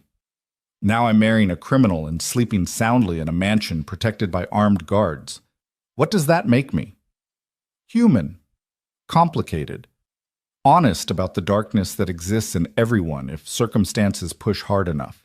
Victor stood, moving around the desk to lean against it directly in front of her. You haven't become a monster, Evelyn. You've just stopped pretending the world is simpler than it actually is. Is that what you tell yourself? That you're just being honest about human nature? I tell myself that I protect what's mine, that I honor my agreements, and that I've created something stable in an inherently unstable world. Victor's voice was quiet but certain. You can judge that however you want. But tomorrow, when you become my wife, you become part of that stability, part of what I protect. Evelyn stood, closing the small distance between them until they were close enough that she could feel his warmth, smell his cologne that had become familiar over weeks of proximity. And what do I get in return, besides protection and power and all the practical benefits we negotiated? What do you want? Victor asked, and the question felt weighted with possibilities neither of them had been brave enough to voice until now. Instead of answering with words, Evelyn leaned up and kissed him. It was impulsive and possibly stupid and definitely complicated, but his lips were warm against hers, and when his hands came up to frame her face, the touch was gentle in a way that contrasted sharply with his reputation for brutality. The kiss deepened slowly, carefully, like they were both aware this crossed some invisible line, but neither wanted to stop. When they finally broke apart, Victor's expression was unguarded in a way Evelyn had never seen. That's dangerous. Everything about this is dangerous. At least this is dangerous in a way that feels honest. Evelyn stepped back, creating space before they could complicate things further. Tomorrow we get married. After that, whatever this becomes, we figure it out together. Together, Victor agreed, the word carrying the weight of promise. Evelyn left before she could do something even more reckless, climbing the stairs to her suite with the taste of him still on her lips, and the certainty that tomorrow would change everything in ways she was only beginning to understand. The wedding day dawned clear and perfect, like someone had ordered the weather specifically to match the occasion. Evelyn woke to find her suite filled with people, hairstylists, makeup artists, Vivian coordinating everything with military precision, and Elena watching it all with amused detachment while eating pastries that probably cost more than regular people's weekly groceries. You look terrified, Elena observed cheerfully. That's normal, right? Isn't that what brides are supposed to feel? I think brides are usually nervous about committing their lives to someone, not about whether their groom's enemies will attack during the ceremony. But Evelyn smiled despite the nerves jangling through her system. How do I look? Like someone who could absolutely be Mrs. Bellini. Sophisticated, powerful, slightly dangerous. Elena's approval was clear. Dad's gonna lose his mind when he sees you. The dress fit perfectly after a week of final alterations, the ivory silk draping in elegant lines that made Evelyn look taller, older, like someone who belonged in the world she was entering. The makeup was subtle but transformative, highlighting features she'd never paid much attention to. Her hair was styled in soft waves that looked effortless but had required an hour of work. When Vivienne finally declared her ready, Evelyn barely recognized her own reflection. The woman in the mirror looked confident, composed, like she'd been born to wear designer gowns and marry powerful men. The transformation was complete in ways that went beyond just physical appearance. The ceremony was scheduled for 4 p.m, golden hour lighting that would photograph beautifully and provide enough time for security to do final sweeps. As the hour approached, Evelyn stood at the window of her suite, looking down at gardens that had been transformed into something magical, flowers and silk, and chairs filled with guests who represented the full spectrum of Victor's complex world. A knock came at precisely 3:30. Elena answered it, then turned back with a strange expression. "Noah's here. He's asking to speak with you before the ceremony." Every alarm bell in Evelyn's head started ringing. "Where's security? Where's Victor?" "Security is with him. Dad's in his study getting ready. Noah claims he just wants 5 minutes to say goodbye properly, that he accepts this is happening, and he wants to apologize." Elena's skepticism was clear. "I can tell him to leave." "No, let him come up, but stay in the room." Evelyn made the decision quickly, knowing it was possibly stupid, but feeling like she owed Noah this much. One final conversation before they crossed into being family in the most twisted way imaginable. Noah appeared in the doorway looking better than he had during his last visit. Sober, composed, wearing a suit that suggested he'd made an effort. But his eyes held a darkness that made Evelyn grateful Elena was staying close. "You look beautiful," Noah said quietly. "You always did, but this is different. You look like you belong in this world now." "What do you want, Noah?" Evelyn kept her voice level, not unkind, but not welcoming either. "To apologize. Really apologize. Not the drunk rambling from before." Noah stepped further into the room, but maintained distance, aware of Elena watching him like a hawk. "I was an idiot. I treated you like you were disposable because I could, because you were good and forgiving, and I took that for granted. You deserved better than what I gave you." "Yes, I did." Evelyn accepted the apology without softening. "Is that all?" "I also wanted to warn you." Noah's expression grew serious, worried in a way that seemed genuine. "Jessica's disappeared. Nobody's seen her in 3 days. The Costellos are looking for her, Dad's people are looking for her, and I'm terrified about what it means that she's just vanished." The information sent ice through Evelyn's veins. Jessica, who'd betrayed everyone she'd touched, who'd become a liability to multiple dangerous organizations, was missing. The implications were stark and terrifying. "Why are you telling me this?" Evelyn asked. "Because whatever happens to her is partially my fault for being too blind to see what she was. But it's also partially yours for setting this whole thing in motion." Noah's voice cracked slightly. "I know you hate her. I know she hurt you. But she's still a person, and if something happens to her because of this war between families, I didn't start this war. You did when you brought someone into our lives who was using both of us for her own agenda." Evelyn felt anger rising, sharp and clean. "Don't put Jessica's choices on me, Noah. Don't make me responsible for consequences that stem from her own duplicity." "You're right. You're absolutely right." Noah ran a hand through his hair, the gesture achingly familiar. "I just needed to tell someone. I needed you to know that this thing we're all caught in has casualties beyond just our relationship." Before Evelyn could respond, the door opened and Victor appeared, taking in the scene with instant assessment. His expression darkened seeing Noah and Evelyn's suite, but his voice remained controlled. "It's time. Evelyn, the ceremony starts in 10 minutes. Noah, you're welcome to attend if you can behave yourself, or you can leave. Choose now." Noah looked between them. His father in a perfectly tailored tuxedo, Evelyn in her wedding gown, the reality of what was about to happen settling over him with visible weight. "I'll stay. I need to see this through, to accept that it's really happening." "Then take your seat. Elena, escort him." Victor waited until his son and daughter left before turning his full attention to Evelyn. "Are you okay? What did he want?" "To apologize. To warn me about Jessica disappearing." Evelyn studied Victor's face, looking for reaction to that news. "Did you know she was missing?" "I know where she is. She's being held by the Costellos until they decide what to do with her." Victor's voice was matter-of-fact. "That's not your concern right now. Right now, your only concern is walking down those stairs and marrying me in front of 50 witnesses who will spread the word that this union is legitimate and permanent. And after the ceremony and the reception and all the performance, after, we start building whatever this marriage actually becomes." Victor offered his arm with old-fashioned courtesy. "Ready?" Evelyn took his arm, feeling the solid warmth of him through the expensive fabric of his tuxedo. Ready. The walk through the mansion and into the gardens felt both endless and instantaneous. Guests rose as she appeared, all eyes tracking her progress toward where Victor waited under an arch of white roses and silk that billowed gently in the late afternoon breeze. The string quartet played something classical and beautiful, and the whole scene looked like a fairy tale if you ignored the security teams positioned at strategic points, and the fact that half the guests were probably armed. The ceremony itself passed in a blur. A judge, vetted and probably on Victor's payroll, spoke about commitment and partnership and building lives together. Victor's vows were simple, promising protection and respect and honesty. His voice steady and clear for all witnesses to hear.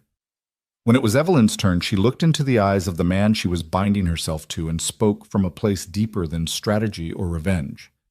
I promise to stand beside you, to be honest even when it's difficult, to build something real from what started as calculation, to become your partner in every way that matters. The words felt like truth, like commitment that went beyond what they'd originally negotiated. Victor's expression shifted hearing those vows, something warming behind his eyes that suggested he heard what she wasn't saying, that this had become real for her, that somewhere between revenge and security, she'd started actually caring about this complicated, dangerous man. When the judge pronounced them married and invited Victor to kiss his bride, he did so with a thoroughness that suggested the kiss was far more than just performance. Evelyn felt herself responding, felt weeks of careful distance collapsing into this moment of sanctioned intimacy. And when they finally broke apart, the guests were applauding, and she was officially Mrs. Victor Bellini. The reception was elegant chaos. Speeches from allies, toasts from people who praised Victor's business acumen while carefully avoiding mentioning what that business actually entailed, and dancing that felt surreal, given that some of the guests were literally criminals celebrating a marriage that had started as an act of revenge. Elena gave a surprisingly touching speech about gaining a stepmother who wasn't afraid to challenge her father, who might actually make him happy in ways his first marriage never had. And through it all, Noah sat at a table near the back, watching with an expression that cycled through pain and acceptance and something that might have been genuine happiness for Evelyn finding something that worked for her, even if it destroyed him in the process. As the evening wound down and guests began filtering out with gifts and good wishes and promises to attend future family gatherings, Evelyn found herself alone with Victor for the first time as his actual wife. They stood in the gardens as staff cleaned up around them, the tent glowing with soft lights that made everything look magical. "So we did it," Evelyn said softly. "We actually got married." "We did." Victor pulled her closer, his arm around her waist in a way that felt natural now. "Any regrets?" "Ask me in a year when I've had time to fully process what I've done." But Evelyn smiled, leaning into his warmth. "What about you? Regrets about marrying a woman half your age for revenge against your son?" "I married you because you're brave and smart and beautiful, and you challenge me in ways I didn't know I needed."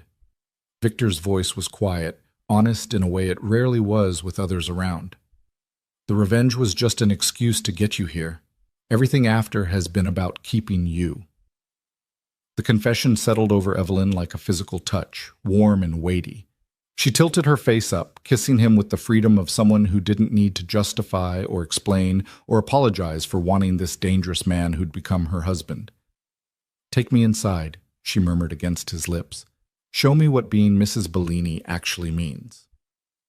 Victor's smile was sharp and promising. "With pleasure." 3 months later, the Bellini mansion had settled into a new normal that Evelyn navigated with increasing confidence. Jessica had been released by the Costellos with a warning that sent her fleeing to another state. Her relationship with Noah dissolved and her reputation in ruins. Noah himself had pulled back from family business, taken an apartment across the city, and was reportedly seeing a therapist to process his complicated feelings about his father marrying his ex-girlfriend. Elena visited every few weeks, splitting time between California and the estate, and had started calling Evelyn by name instead of carefully avoiding any title that acknowledged their relationship. The teenager was thriving with a stepmother who actually engaged with her, who asked hard questions and gave honest answers and didn't try to replace her actual mother. Evelyn's work at Hope Harbor expanded exponentially with proper funding and political connections that came from being married to Victor Bellini. She helped more trafficking victims in 3 months than she'd been able to reach in 3 years before. And if the money came from morally questionable sources, she'd learned to accept that good could come from complicated places. And her marriage, the arrangement that had started as revenge and evolved into something neither of them had planned for, had become real in ways that surprised them both. They'd moved from separate wings to shared rooms, from careful distance to genuine partnership, from strategic alliance to something that looked remarkably like love, even if neither of them was quite ready to name it that. One evening, Evelyn sat in Victor's study, their study now, with her desk positioned opposite his, reviewing case files while he worked through business reports. The domestic normalcy of it would have seemed impossible 3 months ago, but now it felt right, comfortable. "I got a message from Noah today," Victor said without looking up from his papers. "He's dating someone new, a lawyer who apparently has no connections to organized crime and actually challenges him to be better. He wanted us to know he's moving on." "Good for him." Evelyn meant it genuinely. "He deserves to find someone who fits his world better than I ever did." "You fit this world perfectly now." Victor finally looked up, his expression warm with pride and something deeper. "You've become exactly what I knew you could be. Powerful without losing your compassion, strong without becoming cruel. Mrs. Bellini suits you." "It does, doesn't it?" Evelyn smiled, twisting the ring on her finger that no longer felt heavy or foreign. "Though I think I've earned the right to go by Evelyn Bellini professionally. Sounds more impressive than Mrs. when I'm negotiating with politicians about trafficking prevention funding." "Evelyn Bellini." Victor tested the name, his smile growing. "I like it. Sounds like someone who gets things done." Later that night, wrapped in sheets that cost more than her old apartment's monthly rent, Evelyn reflected on the transformation that had brought her here. From heartbreak in Noah's bedroom to partnership in Victor's, from victim to survivor to something more complex than either category could contain. She'd sought revenge and found purpose. She'd married for strategy and discovered genuine connection. She'd entered a world built on violence and learned to navigate it without losing herself completely. The future stretched ahead, uncertain and dangerous and nothing like what she'd planned. But lying beside a man who'd become far more than just her husband in name, Evelyn felt something close to contentment settling into her bones. She'd stopped being the person things happened to and become someone who made things happen instead. And that transformation, painful and complicated and absolutely necessary, had been worth every risk. "What are you thinking about?" Victor asked, his voice rough with approaching sleep. "That I'm exactly where I'm supposed to be." Evelyn turned to face him in the darkness. "That what started as the worst day of my life led to the best decision I've ever made." "Marrying me?" His tone was amused, affectionate. "Choosing myself, choosing power, choosing to stop being afraid of who I might become and just becoming her anyway." Evelyn kissed him softly. "You were just the catalyst. The transformation was all mine." "Then I'm honored to have witnessed it." Victor pulled her closer, his arms a fortress she no longer needed but chose to remain within. "Welcome home, Mrs. Bellini. Welcome to the life you built from the ashes of the one that burned down." Evelyn closed her eyes, listening to his heartbeat steady and strong beneath her ear, and smiled into the darkness. She was home. Not the home she'd imagined, but the one she'd earned through courage and calculation and the willingness to become dangerous when necessary. The betrayal that had shattered everything had also rebuilt her into something stronger. And that, more than revenge, more than security, more than anything else, made every complicated choice worth it. She'd walked into Noah's bedroom expecting answers and found devastation. She'd walked into Victor's world expecting temporary vengeance and found permanent transformation. And now, 3 months into a marriage that had started as strategy and evolved into partnership, Evelyn had finally become exactly who she was always meant to be. Powerful, protected, free, and absolutely, completely herself.